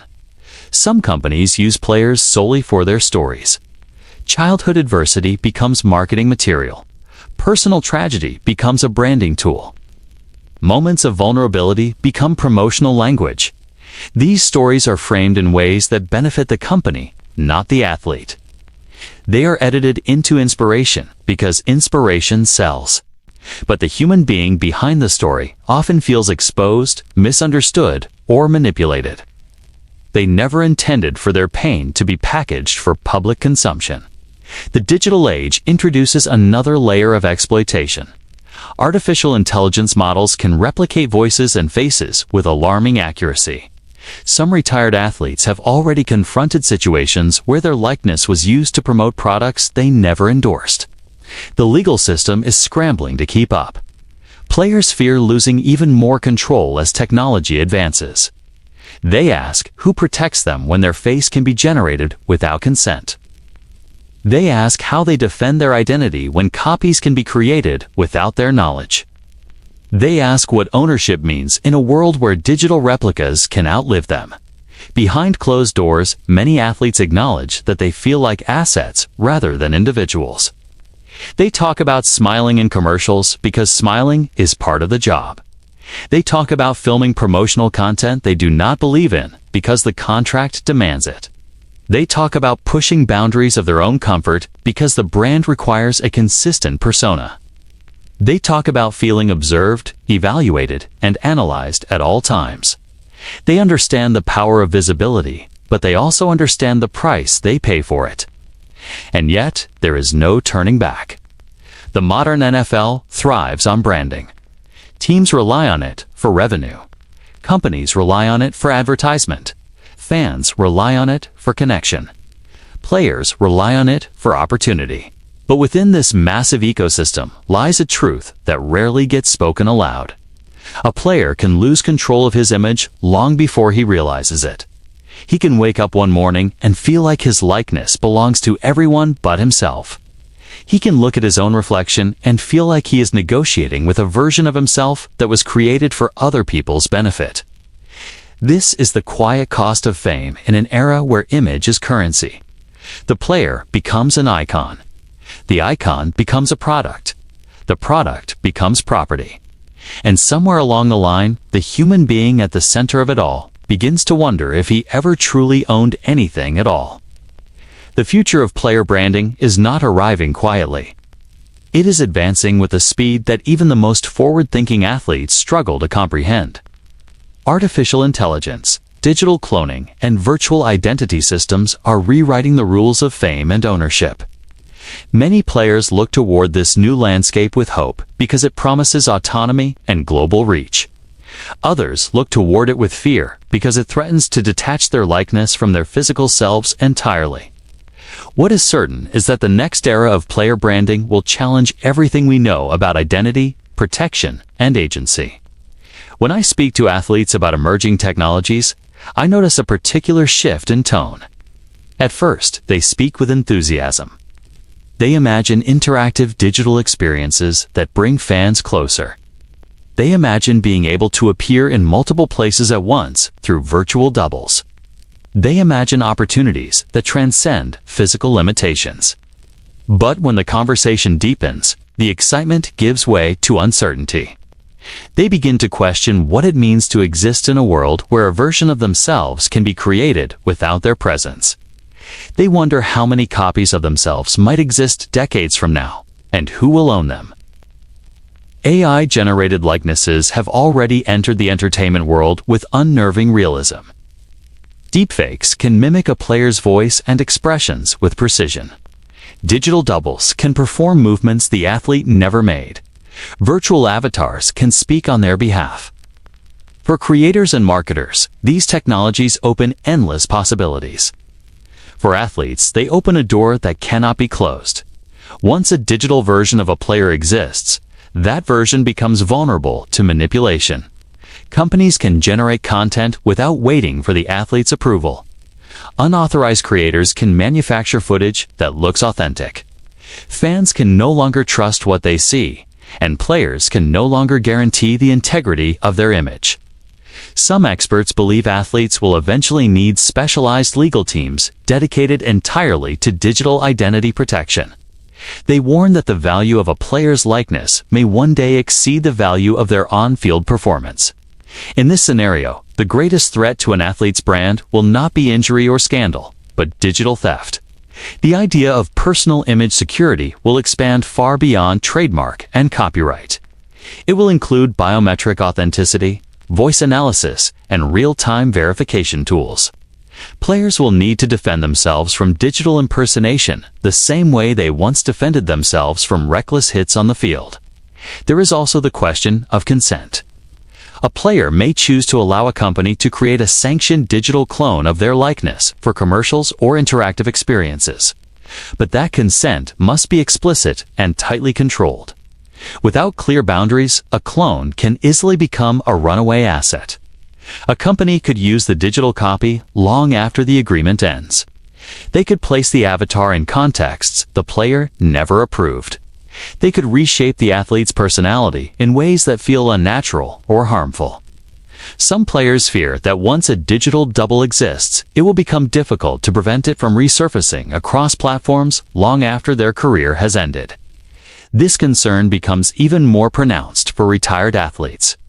Many fear that companies will recreate younger digital versions of them to promote products decades later. Their age, growth, and evolution would be erased. Their likeness would live on in a manufactured world they no longer relate to. The idea of eternal youth might appear flattering, but for many it feels like a distortion of self. They wonder what will remain of their identity if the public only interacts with a simulated copy. They worry that future generations will think of them as characters rather than human beings. Yet the future is not entirely bleak. Digital technology also holds potential for players to reclaim control in a way the past never allowed. Some athletes are already exploring the idea of owning their virtual identities outright. Instead of surrendering their likeness to a corporation, they can license it directly, set strict usage terms, and withdraw access at any time. Blockchain-based identity systems may allow athletes to verify every digital instance of their face or voice. Smart contracts could automatically enforce compensation when their image is used. Virtual platforms could allow athletes to interact with fans without needing to physically travel or participate in grueling promotional schedules. In this scenario, the player becomes the creator, not the commodity. One young quarterback described this vision clearly. He imagined generating his own digital content library where he controlled every frame. He imagined creating a virtual mentor that trained aspiring players using his voice and movements. He imagined licensing his digital double for global appearances while maintaining full authority over what that double could say or do. To him, the future was not threatening, but empowering. He believed that AI could give athletes leverage in negotiations, branding, and long-term legacy protection. This vision also influences the next generation of players entering the league. Many college athletes already understand how powerful digital identity can be. They grew up in an era where influencers built empires from their bedrooms. They watched gamers become global icons. They studied the mechanics of engagement long before they put on an NFL helmet. They view AI as another tool in their arsenal. They believe they can use technology to shape their image with precision rather than relying on teams or networks to define them. However, the gap between opportunity and exploitation remains wide. For every athlete who sees AI as empowerment, there is another who fears its consequences. Some worry that digital doubles will push them aside. If a company can use a virtual version of a player, there may be less need for the player to appear in person. Performance-based value could diminish. Human presence could become secondary to digital efficiency. The player could become a silent partner in their own branding. In extreme scenarios, the athlete might feel like they are watching a version of themselves take on a life of its own. The emotional toll of this possibility is profound. Athletes have always battled external expectations, but the digital future adds a layer of identity fragmentation unlike anything before. They must navigate the relationship between their physical self and their virtual twin. They must ensure that the public can distinguish between authentic expression and manufactured content. They must guard their voice, their image, and their personal truth against a world that can replicate them with ease. Legal experts warn that the next major battleground in sports branding will be ownership of biometric data. Voice patterns, facial scans, and motion capture files are becoming assets worth millions. Companies want exclusive rights to these assets. Players want to protect them. The contracts of the future will likely include detailed clauses about digital reproduction, usage limits, and identity preservation. Negotiations will become more complex. Agents will need new expertise. Players will need greater awareness. In this rapidly evolving landscape, the NFL itself must also adapt. The league will face pressure to protect its athletes from digital exploitation, while also navigating the enormous revenue potential of AI-driven content. Teams will attempt to create their own virtual experiences using player likenesses. Some organizations may develop internal rules requiring players to sign digital usage agreements. Others may push for collaborative models where athletes share ownership of virtual assets. The balance of power remains unclear. The stakes are rising with each passing year. What remains constant is the human core at the center of all this change. No matter how advanced technology becomes, the athlete will still grapple with questions of identity, agency, and purpose. They will still wonder who they are when the crowd fades. They will still struggle with the weight of expectation. They will still face the challenge of protecting their truth in a world that can reproduce them with precision. The digital future promises both liberation and loss. It offers players the chance to own their identity in ways their predecessors could not. But it also threatens to separate the image from the individual. The next era of player branding will be defined by this tension. Athletes will stand at the crossroads of authenticity and replication, humanity and technology, control and vulnerability. Their legacy will depend not only on what they accomplish on the field, but on how they navigate an identity landscape that extends far beyond physical existence. And as this world continues to evolve, each player will confront a question that grows more urgent with time. What does it mean to belong to yourself when technology can create a version of you that feels just as real? I have spent years watching athletes transform into something larger than the game they play. But it's in these final layers of the story where the truth cuts deepest, because at a certain point, the transformation is no longer about the rise, the leverage, the innovation, or the modern necessity of digital identity. It becomes a question about cost, not financial cost. It's not the price of agency, fees, or production teams, or the machinery behind constant visibility. I'm talking about the cost to the person. The cost to the human being behind the logo, the smile, the camera-ready posture. And by the time most players come to understand that price, it's far too late to renegotiate it. The culture of modern sports has adopted a single mantra: stay visible or disappear. To the outside world, it looks like empowerment. Athletes with global platforms, players launching brands. carefully curated identities designed to echo across every timeline. But inside locker rooms, in quiet hallways, and on late-night flights, you see something else. A kind of fatigue that settles beneath the surface. The kind athletes never admit publicly because the brand doesn't allow it. They re-exhausted from the weight of being two people at once, the competitor who must deliver and the personality who must perform. And in this new era, both roles demand perfection. I've seen players before games scrolling through their phones, not for focus music or family messages, but to check analytics, engagement, reach, comments, sentiment analysis. These are men preparing to play one of the most violent, high-pressure sports in the world. Yet many of them begin their day by measuring themselves not by performance, but by perception. The scoreboard doesn't start at kickoff anymore. It starts the moment the first post goes live. And in that reality, every mistake becomes a permanent debt. There is a certain tragedy in watching an athlete try to keep up with a version of himself that isn't real. The brand is polished, symmetrical, confident, always speaking in clean quotes and motivational lines. But the player behind the brand has off days. Doubts, fears about injury, contract negotiations, aging, relevance, and the truth every athlete learns at some point. The game moves on without you. What used to be a private internal reckoning is now a public spectacle. You fall short in a game, and the critique arrives instantly. You pull back online because you need space, and suddenly rumors start swirling. You try to recalibrate, and the algorithm punishes you for slowing down. Even players with strong support systems feel it. I once spoke to a veteran who told me that maintaining his brand felt like carrying a second helmet everywhere he went. Heavy, hard, inescapable. He said the real fear wasn't losing the next snap. It was losing the narrative. Because when your identity has been outsourced to millions of strangers, you no longer own the rhythm of your life. You react to it, you defend it.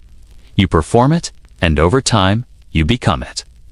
The young players struggle most. They enter the league fluent in branding before they're fluent in the sport itself. They come in with camera crews, personal editors, brand strategists, and lifestyle partnerships already in place. They're taught that image is not a supplement to work, it's a parallel career. But no one prepares them for the fracture between who they want to be and who the internet expects them to be. The expectations stack up faster than the experience to handle them. And when you're 22, still learning the playbook, still adjusting to the speed of the league, trying to live up to a global persona becomes overwhelming. But this isn't just about pressure. It's about erosion. The erosion of privacy, of ownership, of boundaries. Athletes used to be able to step away from the sport, even briefly, and disappear into normal life. Today, that possibility is nearly extinct. Fans want access. Brands want content. Media wants quotes. Algorithms want consistency. And somewhere in that endless cycle, the player loses control over the parts of life that should remain untouched. Family moments, relationships, grieving periods, mental health struggles, the human experiences that don't fit into a digital storyline. I've seen players hesitate before posting pictures of their children, not because they don't want to share them, but because they know that image becomes part of the brand. Something that can be analyzed, monetized, or criticized. I've seen players going through injuries who hide their pain online because vulnerability doesn't perform well in their demographic data. I've seen retirement stories reduced to engagement spikes. Every chapter of a player's life becomes a moment to be captured, packaged, and released at optimal times. And slowly, the life itself starts to feel like content. That's the cost no one talks about. When your entire identity becomes something that can be sold, every emotion starts to feel like a product. Happiness, grief, triumph, disappointment. Fans don't just witness these moments. They rate them, comment on them, compare them, treat them like plot points in a show they're watching. And the athlete becomes the character in that show, performing a life that no longer fully belongs to him. There's another cost too, one that sits deeper than public pressure. The internal displacement that happens when the brand becomes more important than the person. Some players wake up one morning and realize the version of themselves that fans love is not the version they live with. That's when the cracks start forming. The split between persona and identity. And the space between those two selves becomes a quiet battlefield. I've talked to players who admit that the hardest part of their day, ISNT, the workout or the game, it's STEM the moment. They sit alone and try to figure out who they are without the brand attached. They scroll through their own profiles, reading captions written by teams or managers, watching videos edited by someone else, witnessing a version of themselves that's both familiar and foreign. And they wonder how long they can keep pretending that the brand is them. Success makes it worse. The bigger the brand grows, the more the player becomes trapped inside it. Money amplifies pressure. Attention amplifies insecurity. Fame amplifies every conflict between the private self and the public self. And when an athlete's brand becomes more valuable than his body, the league treats him differently. Teams weigh decisions based on marketability. Agents negotiate based on audience metrics. Endorsement companies strategize around image stability. And slowly, the athlete becomes a corporate asset with a pulse. There's a darker edge to this too. When a player makes one mistake, one comment, one reaction, one moment of frustration, everything he built becomes collateral damage. That's the part the public never sees. Years of self-control, discipline, and curated identity can collapse in seconds, not because of the mistake itself, but because of how it performs. The internet is not a place of forgiveness. It's a place of permanence. And permanence is a heavy burden for someone who is still learning, still evolving, still human. Some players survive this era. A few even thrive within it. They learn how to navigate the spotlight without losing themselves. They build brands rooted in authenticity rather than constant performance. They maintain boundaries. They know when to disconnect. But those players are exceptions. Most carry the weight alone, quietly, hoping the momentum of their success will mask the cost. But when the crowd fades and the screen turns off, the truth emerges. Becoming a brand means sacrificing parts of yourself you never meant to give away. And that brings us to the final question of this entire narrative. Not what athletes gain by becoming brands, but what they lose. Because in this era, the sacrifice is rarely physical. It's emotional, it's cultural, it's human. The price of constant visibility is the erosion of the private self. The price of influence is the surrender of anonymity.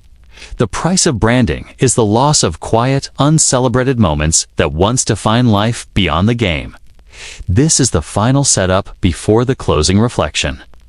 All that remains now is to ask whether the trade was worth it. And that answer depends on whether the athlete can still recognize the person behind the brand when the lights go out. Looking back over the decades, the story of the NFL has always been about more than wins and losses. It is a story of human struggle, of physical courage, of triumph over unimaginable odds. But in the modern era, that story has acquired a new dimension, one that is less about the field and more about the life that exists beyond it. Players are no longer just players. They are businesses. They are brands. They are complex enterprises operating inside a billion-dollar ecosystem that depends on their identities as much as it depends on their performances. And in understanding the cost of this transformation, we begin to see the human toll hidden behind every statistic, every highlight reel, every carefully curated post. The journey begins with the allure of the brand. The first wave of athletes who harnessed social media discovered an unprecedented power. The ability to communicate directly with fans, to craft their own narrative, to monetize their persona in ways previously unimaginable. These pioneers became the blueprint for the modern player. They proved that performance alone was no longer the sole determinant of value. Engagement, visibility, and personal storytelling could rival or even surpass the influence of a winning season. And with this newfound autonomy came both opportunity and peril. Because once a player is a brand, the boundaries between human being and commodity begin to blur. The pressure to maintain that brand became relentless.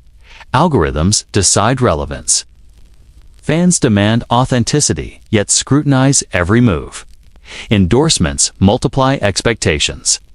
College athletes emerge into the professional arena, already carrying audiences larger than some entire franchises.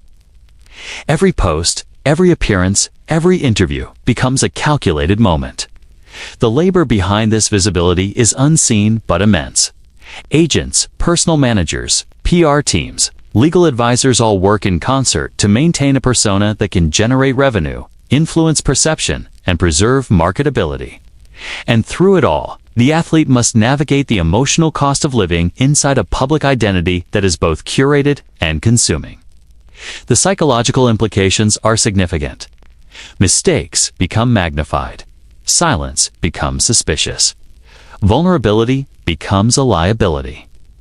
Players struggle to reconcile the person they are with the person the audience expects. Even in moments of triumph, there is a quiet tension, the knowledge that every emotion, every decision, every performance is being evaluated through a dual lens, the lens of the sport and the lens of the brand. This duality creates an internal friction that is invisible to the outside world, yet persistent and deeply felt by those living it. The human self and the branded self do not always align, and the conflict can be exhausting, isolating, and, in some cases, psychologically damaging. Teams and leagues have attempted to navigate this new reality. Contract negotiations now consider marketability alongside performance metrics. Sponsorships and endorsements are tightly integrated with league strategy. Media appearances are choreographed to enhance both individual and organizational brands. But while these systems create unprecedented financial opportunity, they also create new forms of exploitation. Players may find their likeness used long after their careers have ended. Their identity repackaged for corporate profit. Their voice replicated digitally. Their image leveraged in ways they cannot fully control. The modern athlete operates in a world where identity itself is a commodity of commodities, by definition, are bought, sold, and traded. The impact is not limited to career duration. Retirement, once a period of rest and reflection, has become a psychological battleground. Players leave the field only to confront a sudden diminishment in visibility. The digital persona persists while the athlete struggles to reconcile life without the spotlight. Some attempt to maintain influence through media ventures or entrepreneurial projects. Others fade into obscurity, confronting the stark realization that identity cannot be outsourced or replaced. The cost of becoming a brand extends beyond the playing years. It follows the athlete into retirement, creating an ongoing tension between selfhood and public expectation, autonomy and visibility. Emerging technologies promise to complicate this landscape even further. Artificial intelligence, digital cloning, and virtual avatars allow the creation of digital doubles that can perform indefinitely, independent of the athlete. While this technology offers opportunities to monetize, legacy, and extend influence, it also amplifies the risk of exploitation. Ownership of likeness, voice, and motion capture data will become central legal and ethical battlegrounds. Athletes must navigate a world where their image can be replicated with near-perfect fidelity, where digital presence can outlive and even supersede their physical presence, and where authenticity is harder than ever to protect. This future forces a reconsideration of what it means to be a person in an era dominated by digital identity. Throughout all these transformations, the human element remains central. Behind every brand, every post, every endorsement, and every contract, there is a person grappling with hope, fear, ambition, and doubt. There are players who feel trapped between expectation and authenticity, exhilarated by opportunity, but wary of cost. There are those who embrace the brand fully, mastering the public persona while preserving personal integrity. There are those who reject it entirely, choosing privacy and anonymity over influence and wealth. Each path carries its own challenges, its own sacrifices, and its own lessons about the price of visibility in modern sports culture. The cultural ramifications are equally profound. Fans consume not only the athletic performance, but the curated personality of the player. Media narratives are shaped as much by digital presence as by on-field statistics. League economics increasingly rely on player visibility as a core revenue stream. The identity of the athlete has become a central component of the cultural fabric, influencing fashion, lifestyle, social discourse, and digital trends. The athlete's life is both spectacle and commodity, celebrated yet scrutinized, desired yet controlled. And within this structure, the human cost is rarely acknowledged. Economically, the stakes are massive. Players who can command social influence and brand alignment often see their financial value exceed their salary on the field. Endorsement deals, equity stakes, licensing agreements, and digital ventures reshape the traditional compensation model. The league benefits from these arrangements indirectly as well. Leveraging visibility to increase broadcast value, merchandising revenue, and international reach. The modern NFL has become an ecosystem where human identity is a key asset, and where the lines between individual achievement and corporate profitability are increasingly blurred. Yet, even amid the complexity, the narrative is ultimately human. The emotional thread running through all 20 chapters is a recognition that being a player today is about more than strength, speed, or strategy. It is about adaptability, resilience, and negotiation of selfhood in a hyper-connected, highly monetized world. The cost is emotional labor, vulnerability, mental health strain, and the persistent negotiation between authenticity and expectation. The reward is visibility, influence, and financial security, but it is inseparable from the risk that identity itself becomes a marketplace. As I reflect on this journey, one thing becomes clear. Legacy in the modern era is no longer defined solely by statistics or championships. Legacy is shaped by the interplay between the human being and the brand they inhabit. How well a player navigates the tension between private self and public persona will determine how history remembers them. How they manage the balance between authenticity and marketability will shape their influence for generations. And how they reconcile the cost of constant visibility with the need for self-preservation will define the human story behind the spectacle. Players have always faced pressure, expectation, and public scrutiny. The difference today is scale and intensity. The stage has grown from packed stadiums to global digital networks. The audience has multiplied, as has the complexity of interactions. The arena now extends to screens, social media, podcasts, virtual platforms, and AI-generated spaces. Athletes must negotiate performance, branding, and identity across every medium simultaneously. The boundaries between personal life, professional life, and public life are effectively non-existent. And the human psyche must adapt accordingly. Ultimately, the story of the modern NFL player is the story of negotiation. Negotiation with self, with teams, with audiences, with corporate structures, and with technology itself. It is a story that demands constant vigilance, emotional intelligence, and strategic foresight. It is a story that requires players to understand the cost of opportunity, the burden of visibility, and the fragility of autonomy. And it is a story that reminds us as viewers, fans, and participants in the culture of sports that behind every highlight reel, every viral clip, every branded post, there is a human being whose life and identity are inseparable from the spectacle we consume. In the end, the transformation of players into brands is a lens through which we can understand the evolution of sports, culture, and identity in the 21st century. It reveals the immense power and influence players wield today, the profound economic and cultural structures that shape their lives, and the hidden cost of participation in an era dominated by visibility, engagement, and market value. Most importantly, it reminds us that even in the most commercialized, technologically advanced, and media-saturated landscape, the athlete remains human. They remain vulnerable. They remain capable of introspection, of doubt, of growth, and of triumph in ways that transcend statistics or algorithms.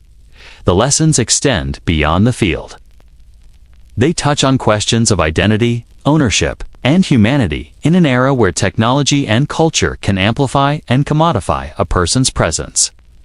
They challenge us to consider what it means to exist in public while retaining selfhood, to navigate influence while preserving authenticity, to achieve prominence without losing connection to the human core.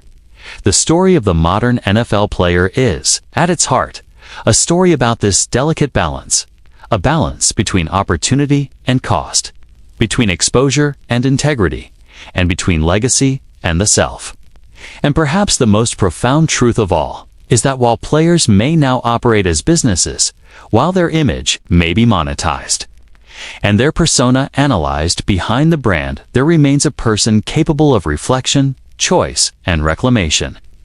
The measure of their success is not simply in contracts or follower counts, but in their ability to navigate a world that often demands they give pieces of themselves to survive and thrive. Their humanity persists, even in the age of digital replication, algorithmic influence, and brand dominance. The story concludes with the recognition that every play, every post, every endorsement carries weight far beyond the scoreboard. Every moment contributes to a complex legacy in which identity, culture, emotion, and economy are inseparably intertwined. The modern NFL player is a paradox, both celebrated and scrutinized, both human and product, both empowered and exposed. Their journey illuminates the cost of becoming a brand, the resilience required to survive it, and the choices that define what remains when the lights fade, the stadium empties, and the brand stops performing. It is a story of identity, humanity, and legacy, one that continues long after the final whistle blows.